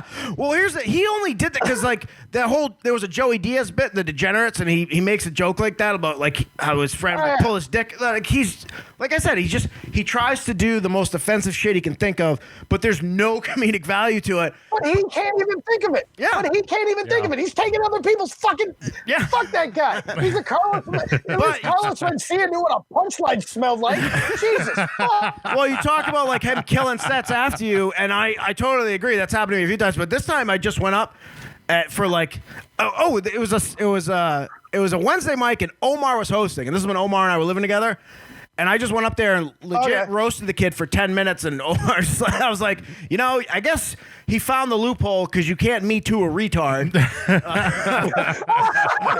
I have such a similar bit. I have such a similar bit about Stephen Hawking getting Me Too. But yeah, it's shit like that. Like, you're trying to be edgy and, you know, just be fucking funny first. And it's like, yeah. He actually did come up with a pretty good joke out of that, though, which, I mean, like, I'm just giving him credit, but the joke was like... A million monkeys on a million typewriters, dude. Yeah. He was like, what the fuck did he say? He's like, he was talking about it. He's like, if you got offended that I pulled my balls out, you're either a pussy or a fag. It was something like that, which is actually, that's like one of the two funny jokes I've ever heard him tell, but... No, there's a show, a joke I'm not even going to repeat on this podcast. That some friend of mine wrote. It's like, what's the hardest part about? I forget, but it was saying the N-word for no reason. And it was like darkly funny, but it's like, okay, we're never gonna say this in public. Yeah. Cool. That's probably what he'll do. That's probably I'm really surprised he hasn't said the N-word on stage at some point, just because it's like just for shock value. That's the worst. That's like you just don't do that. Well, here's the thing though, that's like anytime that anybody does that, where they're like, and Bob, I know you have opinions on this. Obviously, I mean, listen to your story. Yeah, opinions. Yeah, but I mean, you sit there and like anybody that goes up on stage and they just say shit to be offensive just for the sake of being offensive. That's not a swing. That's funny. Yeah. Right, that's not funny. Like I could say, like, hey, man, I took a risk, I took a chance. That's fine. That's not laughs. Right. The whole point is to make people laugh. And it's not just him. There's a lot of other people who do that. There's a lot of other people who do shit like that too. But he's the one who does it. But he visibly does it on purpose. And he visibly does it on purpose. Yes. Right. Oh, I 100% agree. It's almost like that shock jock mentality, like the shock jock. No, he doesn't even get shocked. Nobody's shocked after maybe the first one. Right. Nobody's shocked. It's just like, oh, this is that dickhead. Yeah. You know, in fact, maybe if I had successfully stolen his MAGA hat, and then that night, and I'd left with it, he might have had a better set because people it's like a serial killer taking a trophy from one of his victims. Sure, Bob just rips hats off. That's mine now. This belongs to me. I don't want to just hopelessly shit on the kid because that's like that's what all these other fucking losers in Austin they take all these other losers they take shots at him just because it's like the cool thing to do. And say what you want about that kid, but he's got some fucking balls because like. Almost he's pretty universal. He doesn't feel fear. He doesn't perceive that. Well, like it's he's still a person with a. He's exploiting himself. He does keep showing up. Like, and if he ever learned to not great in this case. No, I'm not saying this. But like, if he ever learned to write jokes, he'd be fuck. I mean, he's probably not gonna, but he'd be a fuck because no one's bombed harder than that guy consistently, and he keeps showing up. Sure. So like, well, after the 50th one, what's worse, the 51st? No, I get it, and it certainly doesn't seem like he's putting in any effort to get better, and it's just like no, that's not his interest. He would ask you, like he would come up, he'd do it to all of us, I'm sure. Well, probably not you, Bob, but he would ask us like, he did. He'd ask for advice, and I'm like, well, dude, that's the first time I met him. Yeah, I know, and that. In fact, no, he didn't. He didn't even ask for advice. Well, I do have to share this one because this is like the ultimate James Garibay. Fuck. My first set I ever did at Tramps. Holy shit. This is going to be like my machine story.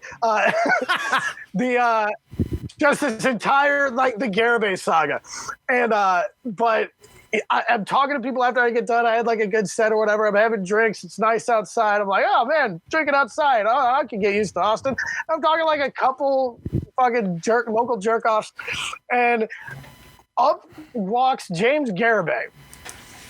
There's an open seat right near an open chair. Yeah. He flips it around and does the AC Slater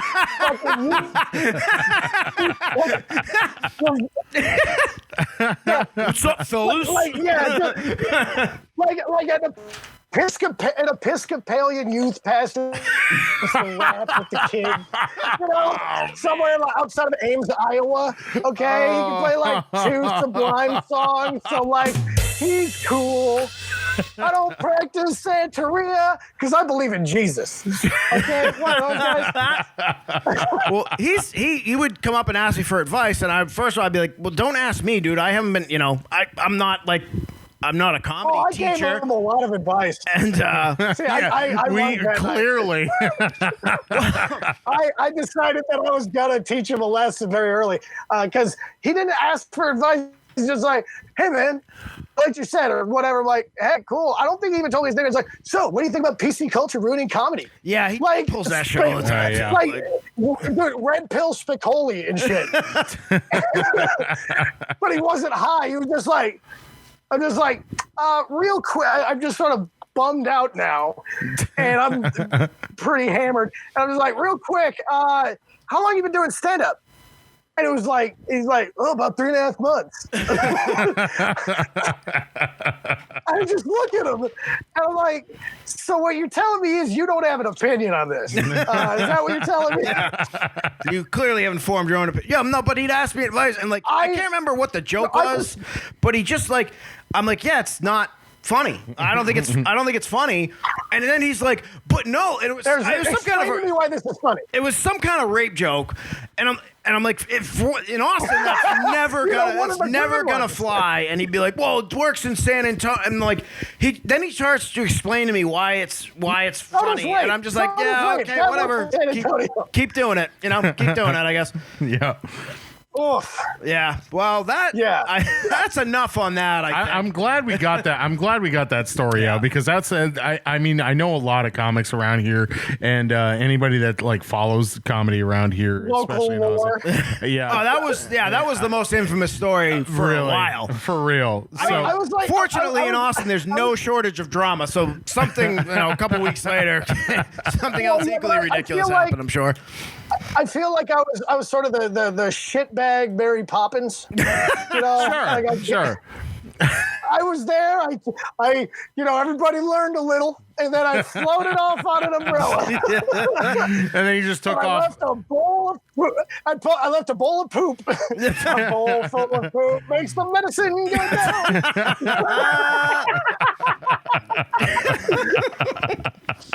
I'm a legend somewhere, goddammit. Hey, man, that's all it takes, man. That's all it takes. Everybody Bob Keane, a.k.a. Harry Poppins.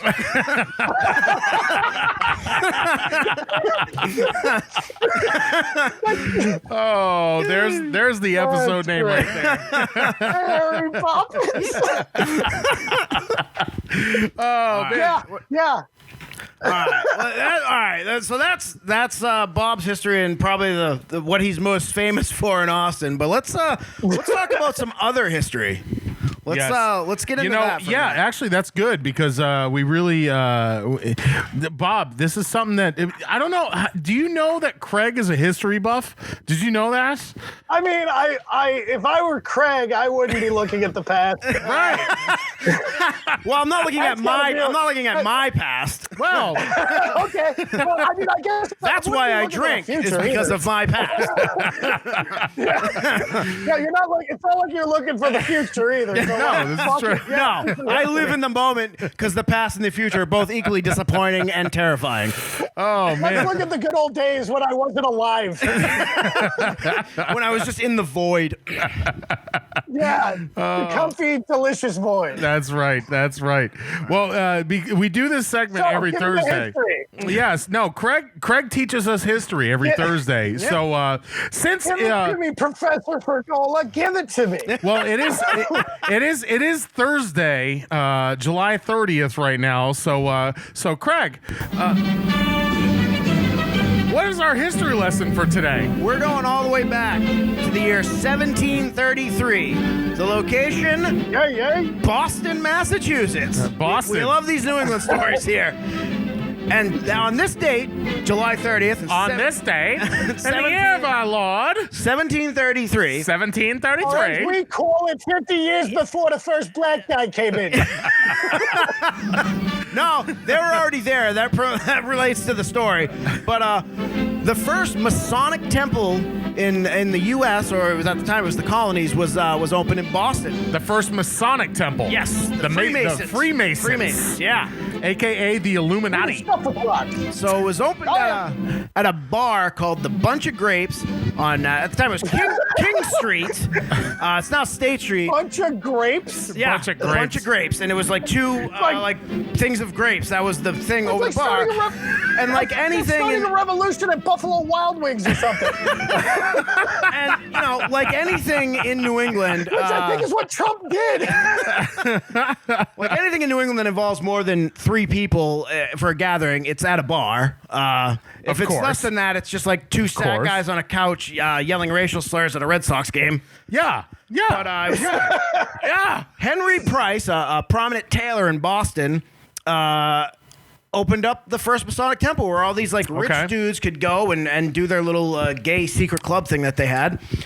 Such prominent members of this Masonic temple were George Washington, John Hancock, and Paul Revere. So they had some heavy hitters. White slave owners. And here's the thing: when you joined at this club, you had to pledge loyalty to each other. Yes. To God. Yes. And to the King of England. Well, it's like the Skulls. It's that secret society. You ever seen the Skulls? Except really boring.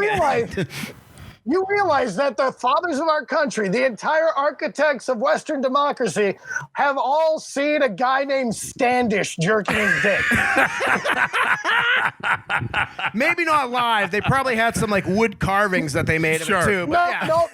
For watching, they were looking each other in the eye, and it was like, if you want to know what it's like, start jerking off and stare at cash.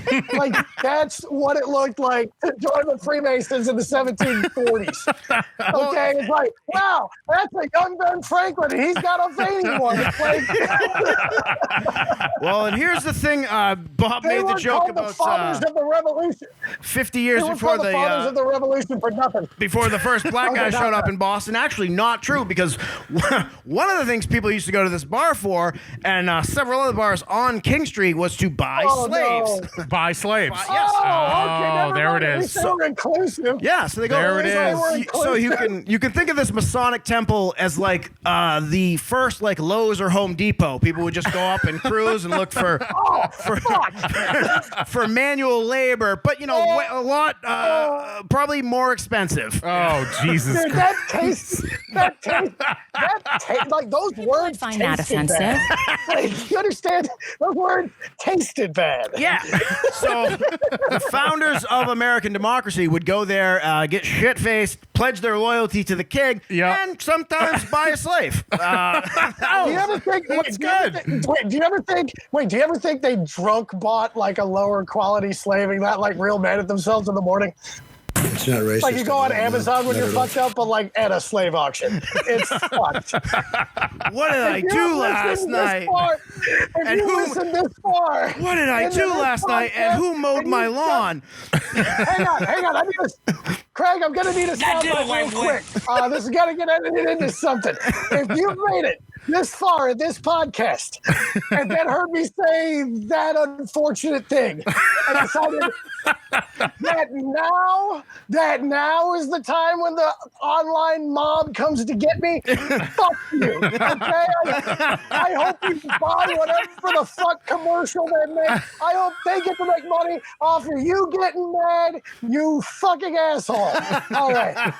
Why can't you just go fuck yourself? I'm all out of vodka. Yeah. But I think this is going to be good tomorrow. Yes, this is going to be fantastic tomorrow. I can't wait to see you get canceled tomorrow. It's going to be awesome. It's really nice not being the drunkest person on the podcast. I know, right? It's a nice change. I know. He's the most, for the first time ever. Fucking sober. Craig is the most sober one on the podcast tonight. Can you believe this shit? Yeah. Oh, that's... He's driving me home. He's driving me home tonight. Well, no. Even though we're at my house right now, he's driving us home. So yeah. So the Masonic Temple,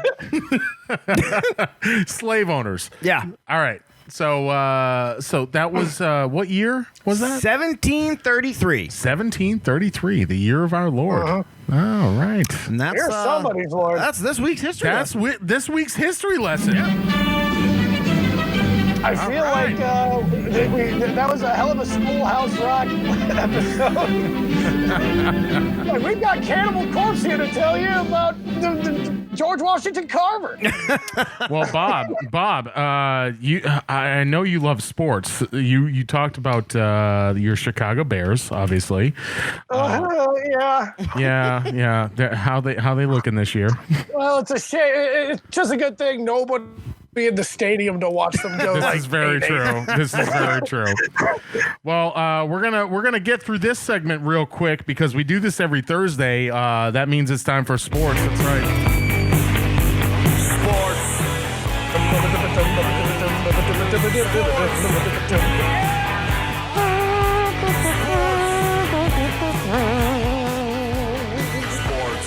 Yeah, it's Come on, NFL Films music. Sports, man. We got sports coming up. Kinda. We only got two stories. And you mentioned the NFL. So let's go into the NFL. We do have a list. I mean, obviously, COVID has thrown a huge fucking kink into things for this year's sports season, right? You got all these NFL players that are starting to opt out of the season and shit like that. We actually acquired a list, which I totally get. No, totally. It's like fucked up that I mean this. Well, did you see the? Did you see the Bears player who opted out? We have the whole list. We got a list. We have a whole list, dude. There's a whole list. Well, don't you? You have to understand, as another huge person. Sure. You know that sleep apnea is the real deal. Yes, it is. And when there's a pandemic that affects your respiratory system, maybe it's not worth bumping heads with a guy who beat his wife or something. Like, now's the time to take a fucking year off. Yeah. You've been slamming. Yeah, that's true. Those guys got enough to worry about with, like, just forgetting how to, just their brain damaged head forgetting how to breathe, and then you throw fucking a respiratory infection. Imagine. No, wait. Who here has played like organized football, like high school or something? Of course, I played. I played football and 1 year of college. Okay. 1 year of college. I haven't. Okay. Yeah, I did. So what you're telling me is that you're not an athlete. Oh yeah, this isn't a video podcast. I forgot.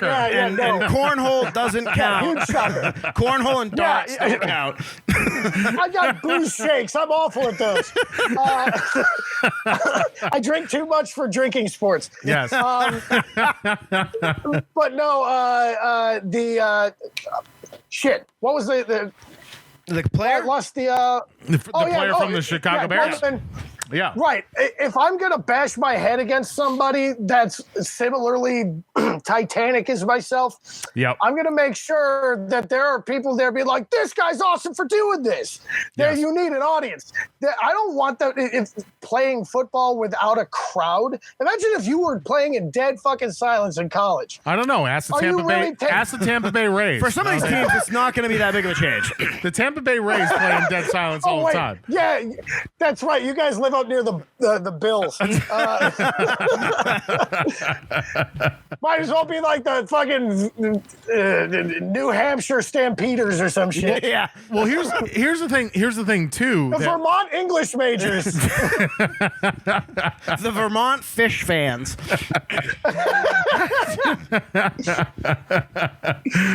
Vermont's so white they pipe in other white people for fish concerts. Like, they're vanilla filled with vanilla. It's incredible. Pipe in the crowd noise. Yeah, the autumn leaves are the closest thing to anything of color there. Sure. All right. So the Bears have one player, right? Is it just one player? Eddie Goldman. Eddie Goldman, defensive tackle. Yes. My Patriots. He's real important. My Patriots have the most in the NFL. Okay. It looks like 6. It's like 6 players. Talking to Tom Brady's fucking quack doctor. I mean, it's some of their better players. And like Dante Hightower, Patrick Chung. Yep. Like we're talking like big time players. It's not just like the it's not like Bill Belichick. Bill Belichick could take a bunch of G.I. Joe figurines and take them to 6 and 10. This is very true. Yeah. Well, it was funny because an NFL exec actually came out and said the other day that this whole thing, like the opt-out thing with all these big-time players like opting out, it's part of Belichick's like master plan. They still think that he's like sitting this is an actual story. It actually came out. Yeah. It's a big I believe anything about Belichick. He's not very... I think he's got hooker parts in a freezer. It's very possible. It's very possible. Nobody's that tight-lipped without some serious. Oh man, can you imagine being a fly on the wall for that police interrogation when they're interrogating Belichick? It's like, dude, I'm just thinking about the next hooker I kill. We're past that. We're on to the next hooker. He's so quiet. He's so quiet. He's nervous about what Ghislaine Maxwell has to say. Like, me and Robert Kraft went and pooped out a 13-year-old. It was the Caribbean. I figured it was fine. Oh, shit. And we're moving. So next week, we're looking at Cleveland. So we got so many players that are opting out right now, and it's almost like, but I guess they're only going to make like a portion of their salary. It's like $350,000 or some shit like that. It's Poor broke it's sons of bitches. Yeah, I know. How are they going to survive? I wouldn't do that for $350K. Fuck that. Go on, there's not much I wouldn't do for $350K. Playing. How about running? Not playing football is very high on that list, though. How about having Khalil Mack running at you headlong and with a look in his face like, I'm not gonna slow down. That dude's a beast. Oh, fucking Khalil Mack! Don't even. Yeah, that's what I'm saying. They're paying you $350,000 not to do that.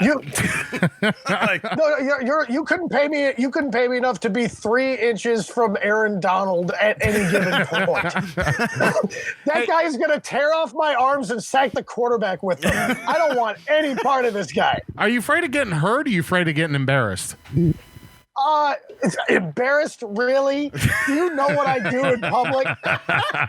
I'm sorry, in case Mike is just joining us, we had just talked about me allegedly shitting in a bowl at an open mic while wearing a sports jersey, and now I'm trying to walk around like I read. So yeah, that was my bro rock bottom. That was my Brock bottom. Okay, nice. All right then. You have your worst bro moment. That is your Brock bottom. So since you're clearly not worried about being embarrassed, let me ask you: if say a sports team wanted to bring you on, you get to be a big time comic for some reason. I don't know why, but a comic on a sports team? No, a comic. No, say you get to become a big time comic, which I don't know why.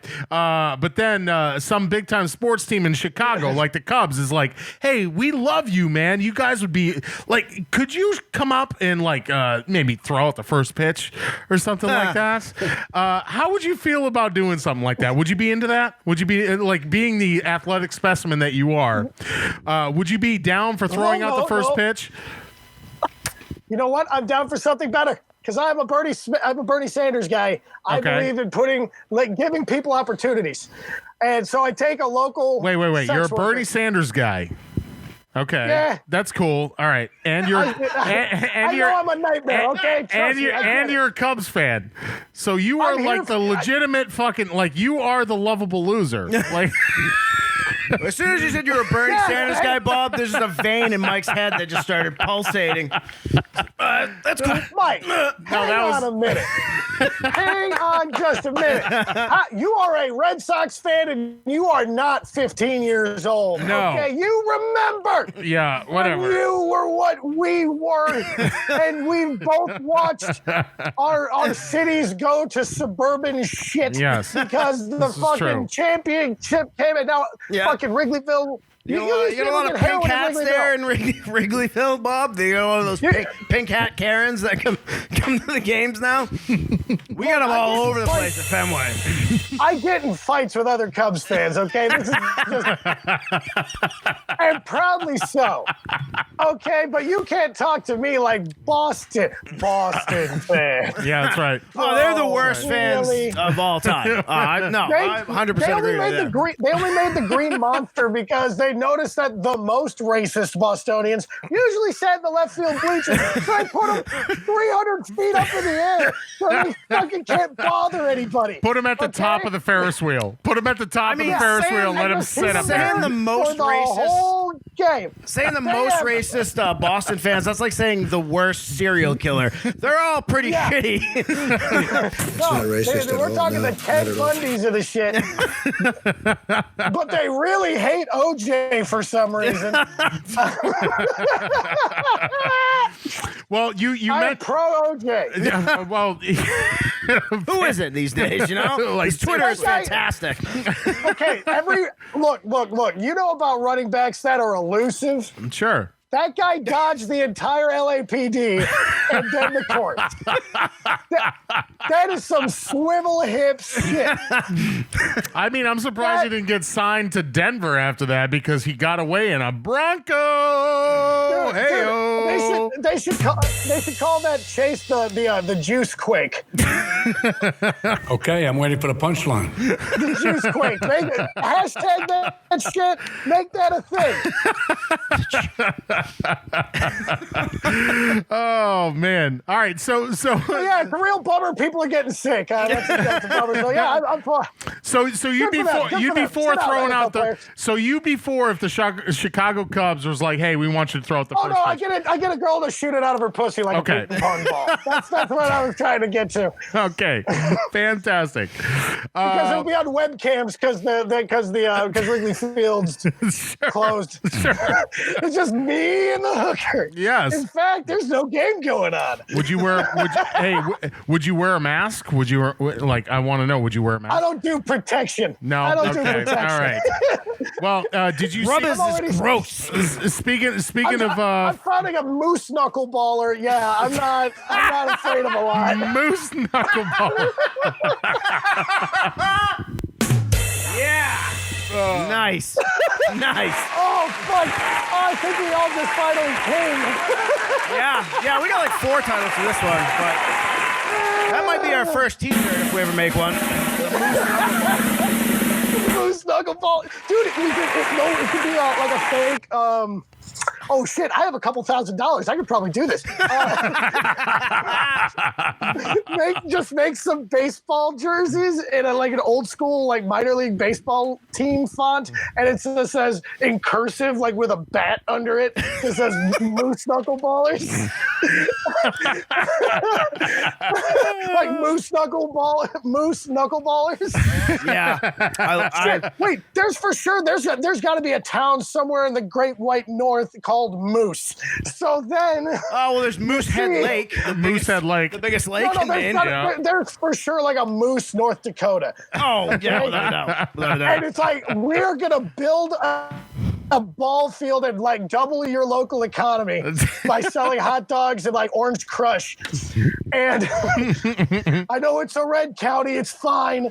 And sure. And call it the MooseKnuckle-ballers. And it'll be a whole, then we turn into some kind of AAA affiliate for somebody. Yeah. And we're 25 years, that's all we do is just run this fucking team. We barely do podcasts or stand up anymore, but we're and people still don't get the reference. They're like, oh, that was kind of funny. I was like, that was 25 years ago, and I have cufflinks now. I'm distinguished. I'm an owner. Oh, just man. like my grandpappy. Just like my grandpappy. Well, the whole reason I kept asking you about the first pitch originally, did you see Anthony Fauci's first pitch that he threw out at the Washington Nationals and New York Yankees? That is not how you make Trump people start to respect science. That is not how you do it. Just a bit outside. That's rough, Boy, man. how can these guys live? This doctor throws a fucking queer out there. Jesus. Yeah. The only other people they've seen throw like that were women, and we know how they feel about them. You can't even throw a baseball, dude. It was so good that that they made Dr. Fauci received 2 black eyes and was beaten with a coat hanger. Did you know? Did you know that they actually made a baseball card for him because of that first pitch? Yeah, oh, Tops. God, Tops has a baseball card for Anthony Fauci. They sold 50,000 of them. Actually throwing. Wait, yeah, it is. Yeah, it is. It's his weird little wind up and the balls. Yeah, here. Yeah. Wait, it's him in the throwing motion? Oh, why you gotta do him like that, dude? He's trying to save us from a fucking pandemic. What a fucking bunch of assholes we are. That guy, that's like okay, would you give Ash from Evil Dead some kind of whatever queer with your chainsaw hand? Yeah. Okay? He's trying to save us from the army of darkness. Well, fucking Fauci deserves better than this. Okay. Well, that would be if they're trying to get Trump to do the first word at a spelling bee. You know what I mean? It's gonna go about the same way. I hope it's man, woman, TV, and all the other things I show my dick to. Rand Paul is ugly. We're gonna need you to spell SAT, Trump. I'll get my nephew to do it for me. I'm not very good with the internet. Okay, I'm a great speller, terrific, fabulous speller. Don't be rude. Dude, I'm gonna burn this joke from my head because it's needed right now. Nobody should listen to a guy in a suit with a baseball cap on at the same time. You can't. You get to run a sunglass hut, and that's it. Okay, that's my. The president is like an actual red or orange piece of shit. Shut up. Well, so no, Tom's actually. I mean, I don't know who fucking still has baseball cards, like who actually still trades them. Like sad old white dudes. Sad guys old enough to do a school shooting with a musket. And there's those are the guys that have them, but there's even more sad old white guys who hate their mother because she threw them out of the attic. The sad old white dudes that are sitting outside the school that just got shut up, whacking it in the fucking parking lot to the kids that are running out in the parking lot away from the shooting. The sad old white security guard who worked at the place in Florida who didn't go into the building to save people, even though there was an active shooter, and that's his job. The sad old white dude sitting in an apartment in Chicago doing a podcast with two guys from shit. I had $100 Ken Griffey Jr. rookie card.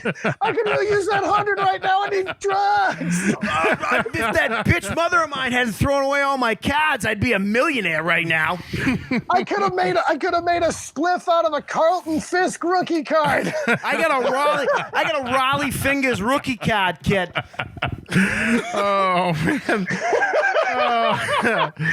So I guess Topps actually made a rookie card for Fauci. Like it's an actual card.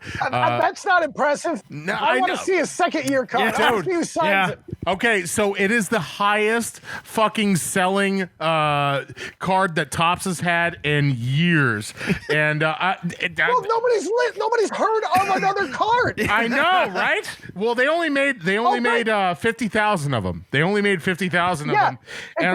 If they made 20,000 of Dr. Fauci pogs, it'd be the most popular pog in like 15, 20 years. Yes. Okay, like, don't get me started on hacky sacks and blacklight posters. Okay, Dr. Fauci can be a juggalo icon. Yes. Yeah. Yes. Next year he's gonna throw out the first bottle of Faygo at the gathering of the Juggalos.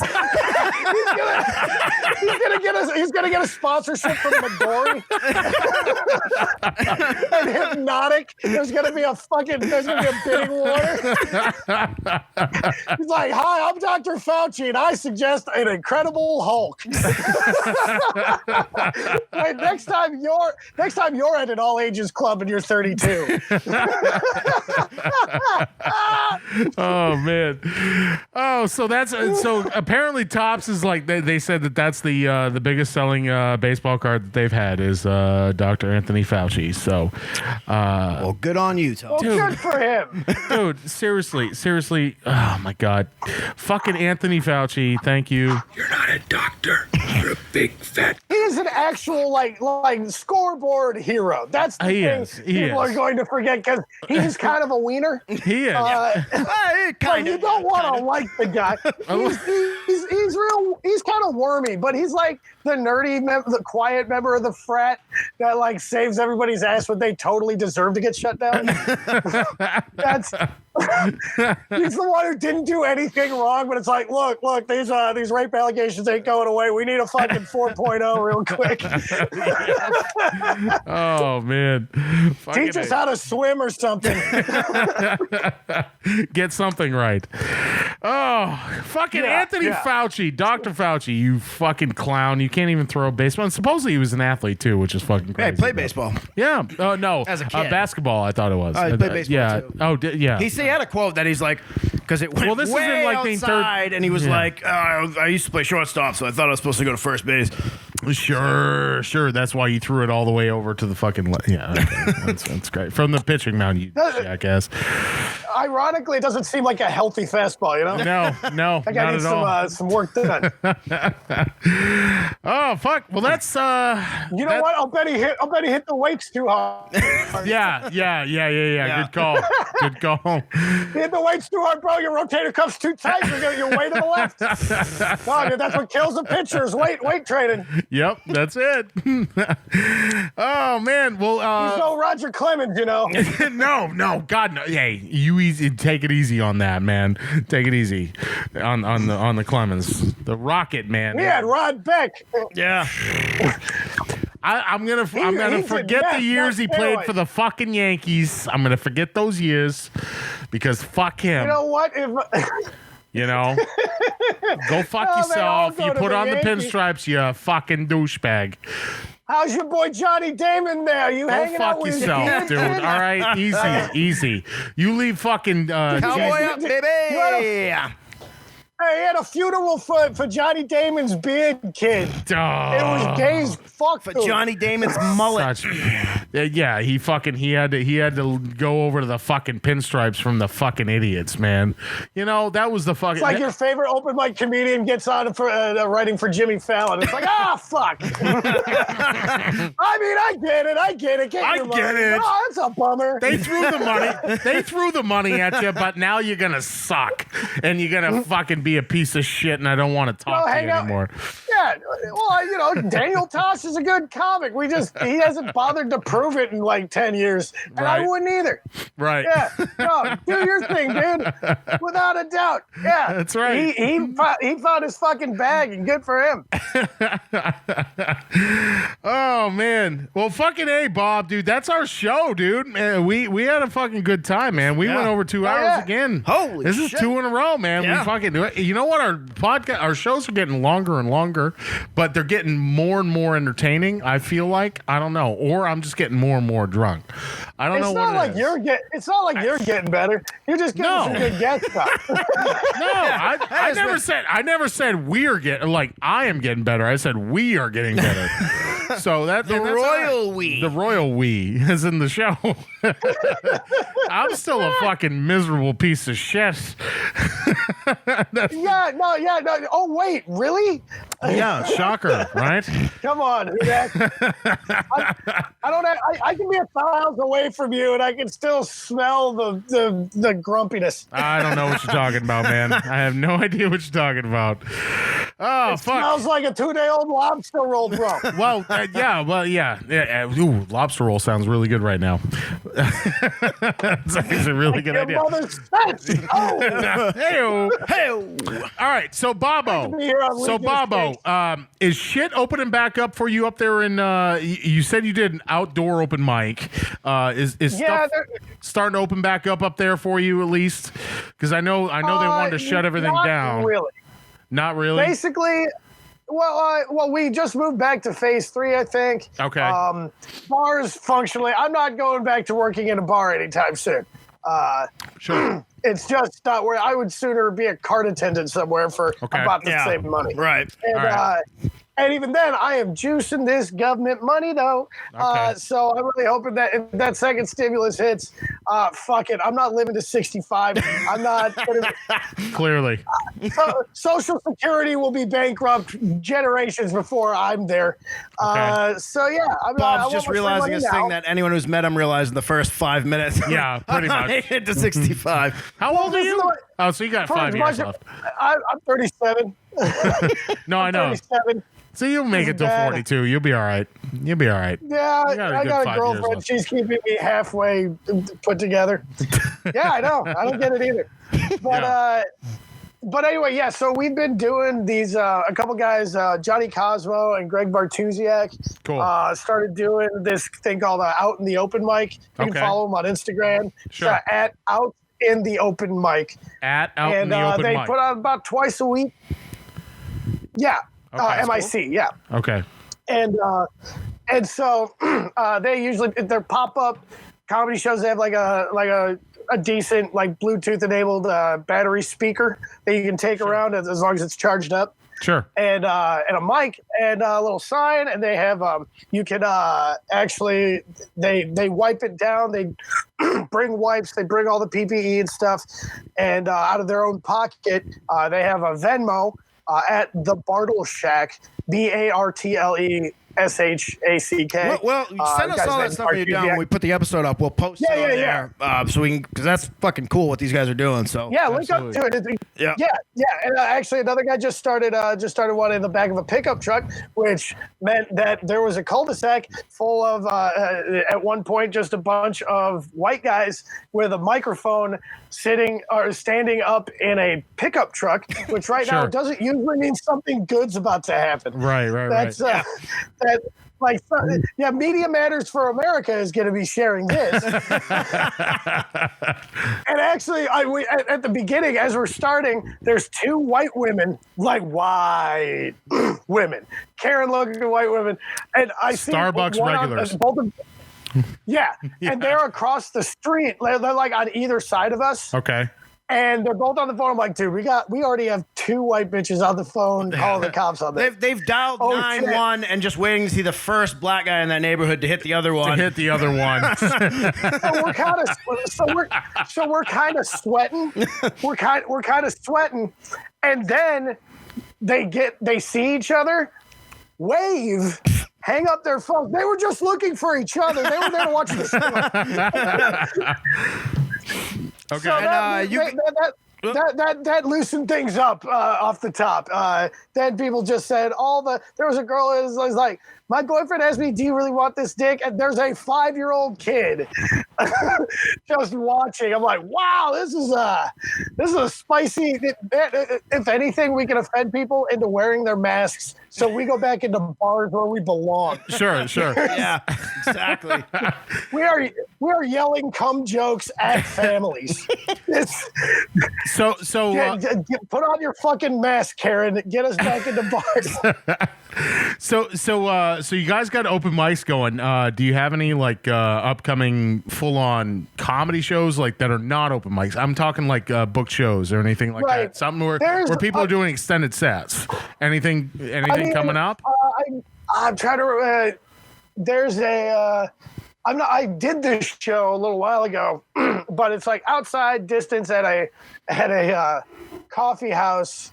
Okay. In a half an hour outside of Chicago. Okay. I'm trying to remember. So it's still very limited. Yeah. Okay. Yeah, extremely. Yeah, it's podcast season, y'all. Yeah, that's what I was gonna say. You also have a podcast. Yes. Definitely promote that. Yeah. Well, we've been doing it for probably for a year now. I don't know, 15, 16 episodes. The Seagal Cast, as in Seagal Cast. Yes, as in American Cultural Institution, American Cultural Institution, and martial arts champion. He's the Guido Chuck Norris. It's perfect. No, he's gloriously unself-aware, and that makes our job really easy. Yeah, we watched a Steven Seagal movie, which, by the way, he didn't stop at 2002. No. He's making movies. Yeah, dude, he's still his last one. He didn't get up out of a chair until the last scene. He literally was in a chair. Yes. In every scene that he was in. Absolutely, it was hilarious. And he probably still had to have a stunt double for his fat ass on that one too. Yeah, no, he flipped one guy, and then all the cops came in because he was the bad guy in this movie, which you couldn't really tell a difference in acting. Right. Was that the Expendables? So he was Wasn't he in the Expendables? He was one of the bad guys. No, that was. Yeah. No, I thought in the Expendables, wasn't that the one where he was in it for 5 minutes and then got sucked out of the plane? They made 8 of those, and I've seen, but I thought he was a bad guy in one of the later ones. It was the cast where everybody was over 50. Yeah, it was every action hero from the 80s gets together. The Expendables, a.k.a. Grandpa can still kick your ass. Hey, look, if they didn't have Uncle Cody from Step by Step, they didn't have all the action heroes. That man was in Kickboxer. Don't you fucking disrespect. So you've got the Seagal Cast, okay, and that's a podcast that you've been running for quite a while now. Where can we find that? Yeah. Where can we find that?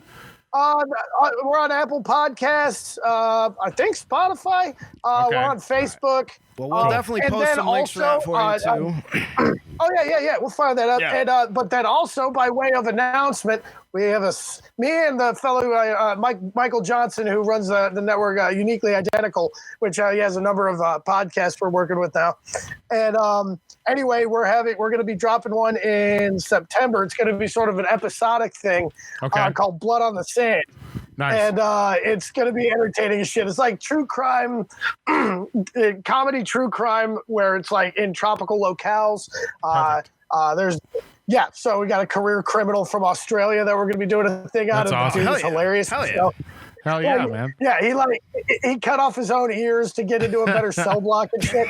So yeah, that makes sense. It's gonna be a good. I'm shocked I hadn't already heard of him. But anyway, I'm doing that with a fellow Andre Hashem as well. So we're doing it, and we're just trying to keep something for people in the comedy scene to be mad at. Hell yeah, dude. Fucking A, man. That's the way you should be. Just keep trolling. It doesn't take much to piss them off. No, it doesn't. It really doesn't. So no, we had a comic. Yeah. We had a comic who said something problematic about Jamiroquai's hat, and so everything went sideways for a minute. It got a huge laugh. It was a really good joke. Well, the problem was, I'm sure it was just the word that he said, because not that many people remember who Jamiroquai was. Which one did really? Okay. Craig, without saying the word, don't want to get you canceled. How would you describe Jamiroquai's hat? Awesome. Kinda. Hey, what's another word for ghost? Spectre. Not doing that one. Not doing that. Hey, you forgot I'm completely sober on this episode, Mike. He is super sober. Nice try. Usually Craig gets about 5-6 beers in, and then we're like, okay, how can we bait him into say something fucking ridiculously racist? You ever wanted to listen to me? Yeah, you get him drunk. It's like, I'd really like to listen to Milo Yiannopoulos, but if he couldn't be gay. Oh man, that's fucking great. Milo Yiannopoulos. We got kick Blood the on shit the out of him Sand dropping. So you guys. Anyway, dude, guys. Yes. So you guys have heard how fucking hilarious Bob Keane is. He's loud, he's obnoxious, but he's from Chicago, so you got to give him a break on that one. That's just how they are there in Chicago. Bob, where can we find? By the way, I'm on Twitter and Instagram. I was just gonna say, where can we find you on social media, man? Like, where how can we find some of your comedy on social media? Oh, well, to find my comedy, there's some. You have to search for that. I need a new clip up. Where can we enjoy how fucking hilarious you are on a regular basis on social media? How about that? Is that a little bit better? Usually in the moment of self-reflection before slitting your wrist. That is the best time to enjoy. All right. That's the best place to enjoy my comedy. Somewhere in a bathtub turning red is a great place to enjoy me. But also on Twitter and Instagram. At the Bob Keane, Keen. Okay, so at the Bob Keane. We will also post all those links for you guys. Absolutely, so you can go and check out Bob because he's he throws some good ones up on Twitter for sure. Yes, he does. He does. He is very active on social media on a regular basis. At the Bob Keane. Well, usually when I wake up grumpy. Yeah. It's something I do before my first cigarette. I'm actually pretty agreeable otherwise. Fuck yeah, man. Well, Bob, it's been really. It was water, I swear. It's been great having you on the fucking podcast, man. We really enjoyed you. Thanks for coming on, Bob. This was a lot of fun. Fucking chatting you guys. Dude, I miss you, dude. I miss you too, man. I miss you too, man. Hopefully when this shit's over, I can get up to Chicago for a couple days, but absolutely. Yeah, once this all blows over, we can meet up in the labor camps they're going to send the unwoke. I want to show up to a place. Rocks together. Yeah. I'm going to walk into Chicago, and the first thing I'm going to do is I'll shake your hand, be like, Bob, thank you for the booking. And then the second thing I'm going to do is I'm going to walk up to the bartender and be like, can I get a Bud Light and a bowl? And I'm going to say, hey. You seen anyone in here with a Keep America Great hat on? Huh? Anybody around here with a fucking red hat on? I just can't wait for the whole thing to be over, and then it's the biggest audience again. Like, so how many of you bought your first gun in the last 6 months? We're not doing that shit. It's gonna be awesome, man. I'm sold. I need a Glock. I need it to feel okay. You need it there in Chicago, man. You definitely need it, especially lately. I'm not going to touch the thing. I'll probably get robbed and not even use it. But I need the head. It's the only thing that makes me feel okay now is the thought of having, like, to be able to be at somebody's execution. That's where we've gotten. If you take me away from people and affirmation, this is where I'm at. Hell yeah, I just need man. a relationship with a gun. That's it. Well, Bob Keane is going to get himself a gun. We're going to go to Chicago. We're going to hang out with him. So until then, Bob, I will say this. I really appreciate you hanging out with us tonight here in the clubhouse. Thanks for coming on, Bob. This has been a blast, man. Fuck yes. Oh, of course you are, motherfucker. Thank you so much, Bob. We appreciate you fucking hanging out with us tonight. If you guys like this episode, if you enjoyed Bob Keane, if you enjoyed Craig and I, of course, we encourage you to contribute. You can find us Apple Podcasts, Google Podcasts, of course, Spotify, twice a week. It's on Monday nights and Thursday nights. That's right. Twitter, Facebook, at GFY Social Club. Hashtag join the club. Give us a listen. Hey, Craig, we'll see you on Monday night, man. We sure will. Fuck yeah. Bye-bye. See you later.